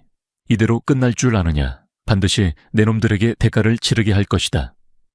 그들의 목소리는 증오로 가득했다. 최진욱은 자신의 죄를 인정하기보다는 자신을 파멸시킨 이현우 회장과 지은에게 복수할 기회만을 노리고 있었다. 넥서스 그룹의 핵심 임원들과 최진욱의 비리에 연루된 모든 공범들도 줄줄이 체포되었다. 그들은 법의 심판을 받게 될 것이었다. 그들의 추악한 비리는 낱낱이 공개되었고 사회는 이로 인해 큰 혼란을 겪었지만 동시에 오랜 병폐를 척결하는 계기가 되었다. 이현우 회장은 자신의 여동생과 조카의 억울함을 풀어주었지만 그의 마음속에는 여전히 슬픔과 고통이 남아있었다. 지은은 병원에서 회복 중이었다.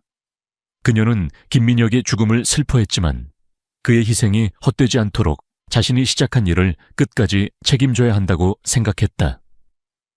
지은은 김민혁의 죽음이 신일그룹의 보안 시스템을 더욱 강화하고 사회의 어두운 면을 밝히는데 사용되어야 한다고 다짐했다. 지은의 능력과 용기가 언론에 알려지자 세상은 그녀를 코드의 여왕 버시이라고 불렀다. 사람들은 지은의 능력이 어떻게 신일그룹을 위험에서 구하고 최진욱의 비리를 밝혀냈는지에 대해 놀라움을 금치 못했다. 지은은 자신의 능력이 선한 목적으로 사용될 수 있다는 것을 깨달았다. 그녀는 이현우 회장과 함께 세상을 더 나은 곳으로 만들겠다고 다짐했다. 하지만 최진욱의 복수심은 사라지지 않았다. 그는 구치소에 수감된 상태에서도 이현우 회장과 지은을 향한 증오를 불태웠다. 그는 자신의 남은 추종자들을 이용해 이현우 회장과 지은에게 마지막 공격을 가할 준비를 하고 있었다. 이현우 회장은 최진욱 같은 악의 그림자가 쉽게 사라지지 않는다는 것을 알고 있었다. 그는 늘 경계를 늦추지 않고 다음 수를 준비했다. 지은은 이현우 회장의 곁에서 그의 든든한 조력자가 되었다. 그들의 싸움은 아직 끝나지 않았다. 이현우 회장과 박지은은 병원에서 의식을 되찾았지만 몸은 폭발의 충격으로 만신창이가 되어 있었다. 그들의 손에는 김태식 비서실장과 최진욱 회장의 모든 비리가 담긴 증거들이 굳게 쥐어져 있었다. 최진욱의 마지막 발악은 모든 것을 파괴하려 했지만 지은의 용기와 현우 회장의 헌신적인 보호 덕분에 증거들은 무사히 확보되었다. 최진욱 회장은 구치소에서 이 모든 뉴스를 접하고 광분했다. 그는 자신의 모든 것이 무너져 내리는 것을 보며 분노와 절망에 휩싸였다. 그는 언론을 매수하고 여론을 조작하려 했지만 지은이 제시한 너무나도 명확한 증거들과 국민적 분노 앞에서 그의 시도는 모두 실패로 돌아갔다. 그는 자신의 명예와 부를 잃게 될 것이라는 절망감에 휩싸였다. 그는 지은과 현우 회장에게 복수할 기회만을 노리고 있었다.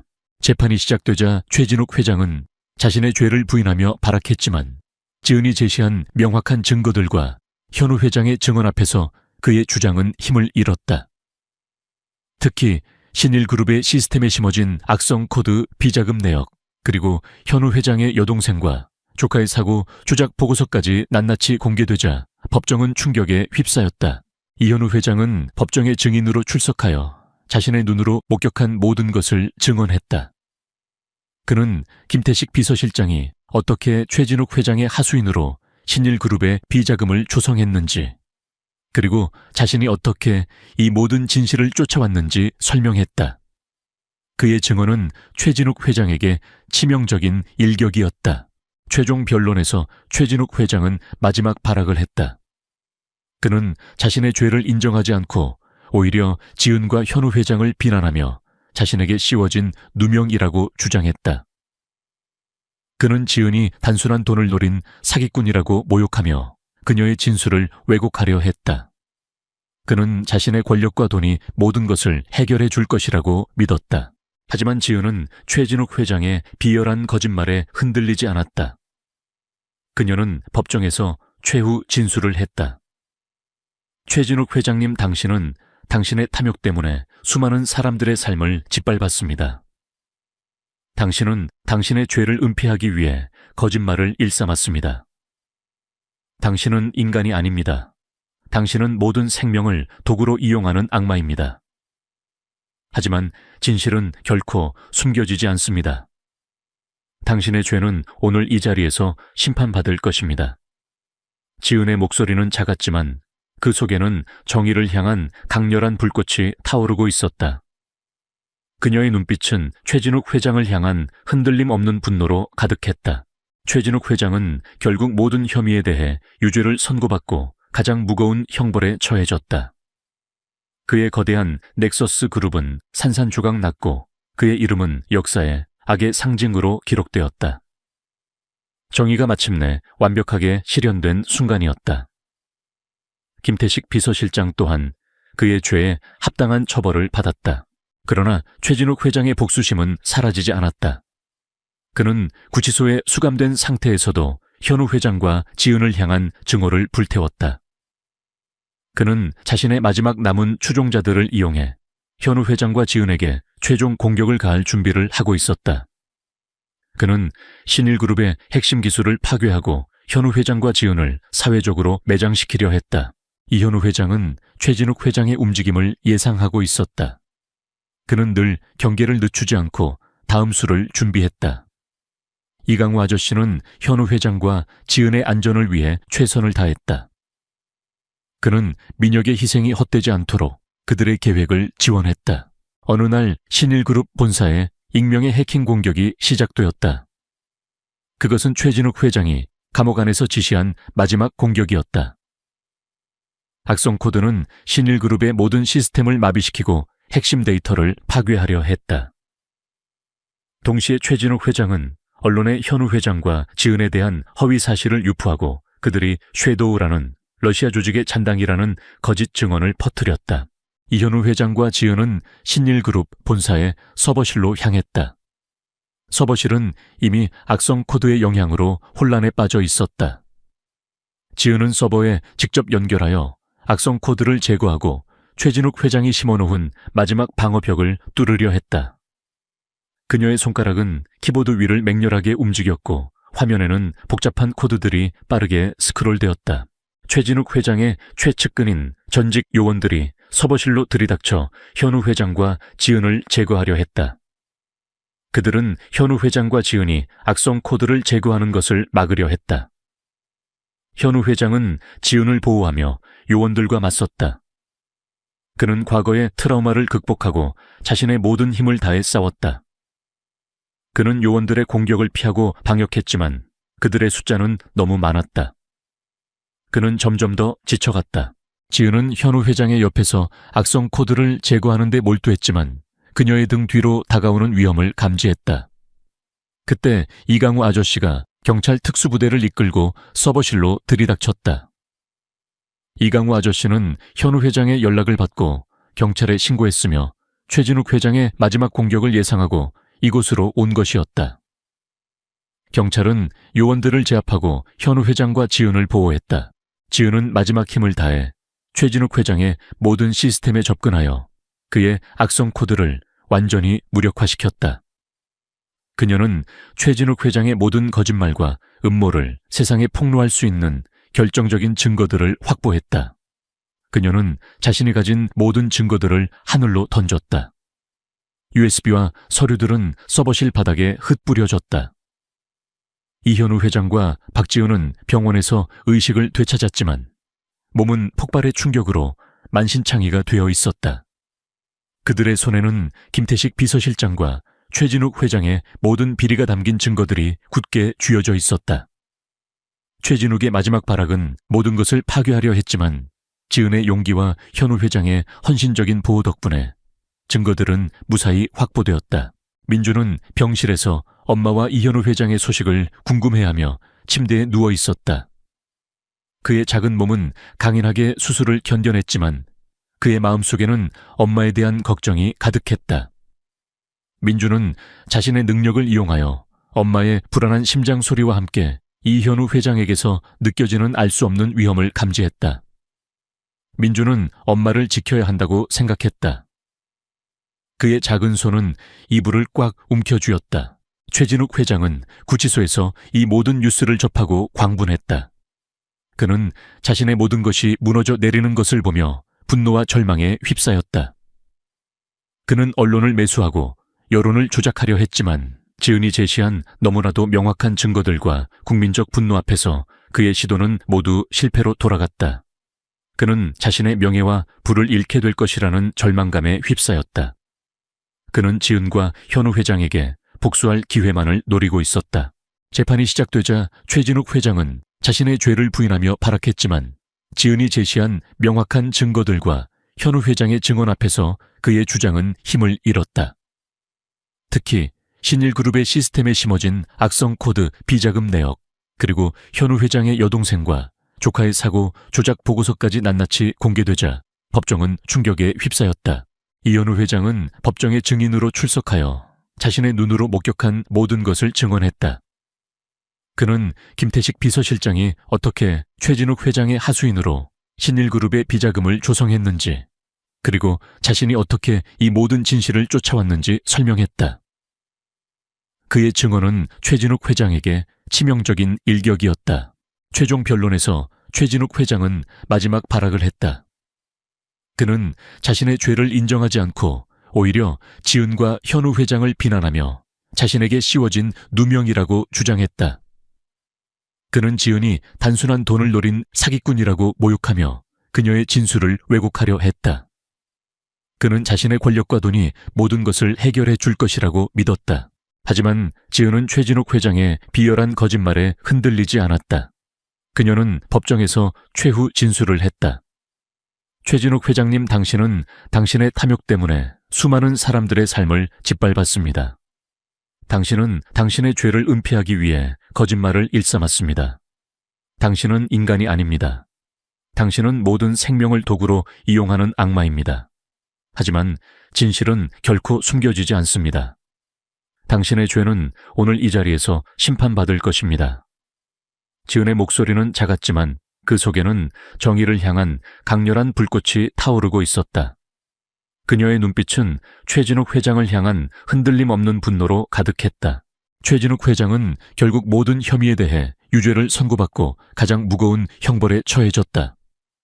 그의 거대한 넥서스 그룹은 산산조각 났고 그의 이름은 역사의 악의 상징으로 기록되었다. 정의가 마침내 완벽하게 실현된 순간이었다. 김태식 비서실장 또한 그의 죄에 합당한 처벌을 받았다. 민주는 성공적으로 수술을 마치고 건강을 되찾았다. 그는 엄마와 이현우 회장 덕분에 새로운 삶을 살게 되었다. 민주는 엄마의 사랑과 희생을 평생 잊지 않았다. 그는 엄마처럼 따뜻하고 용감한 사람으로 성장하겠다고 다짐했다. 이현우 회장은 신일그룹의 CEO로서 회사를 투명하고 윤리적인 방향으로 이끌었다. 그는 최진욱과 같은 악인들이 발붙이지 못하도록 사회적 책임을 다하는 기업 문화를 만들었다. 이현우 회장은 지은의 든든한 조력자가 되었고 그녀의 모든 활동을 지원했다.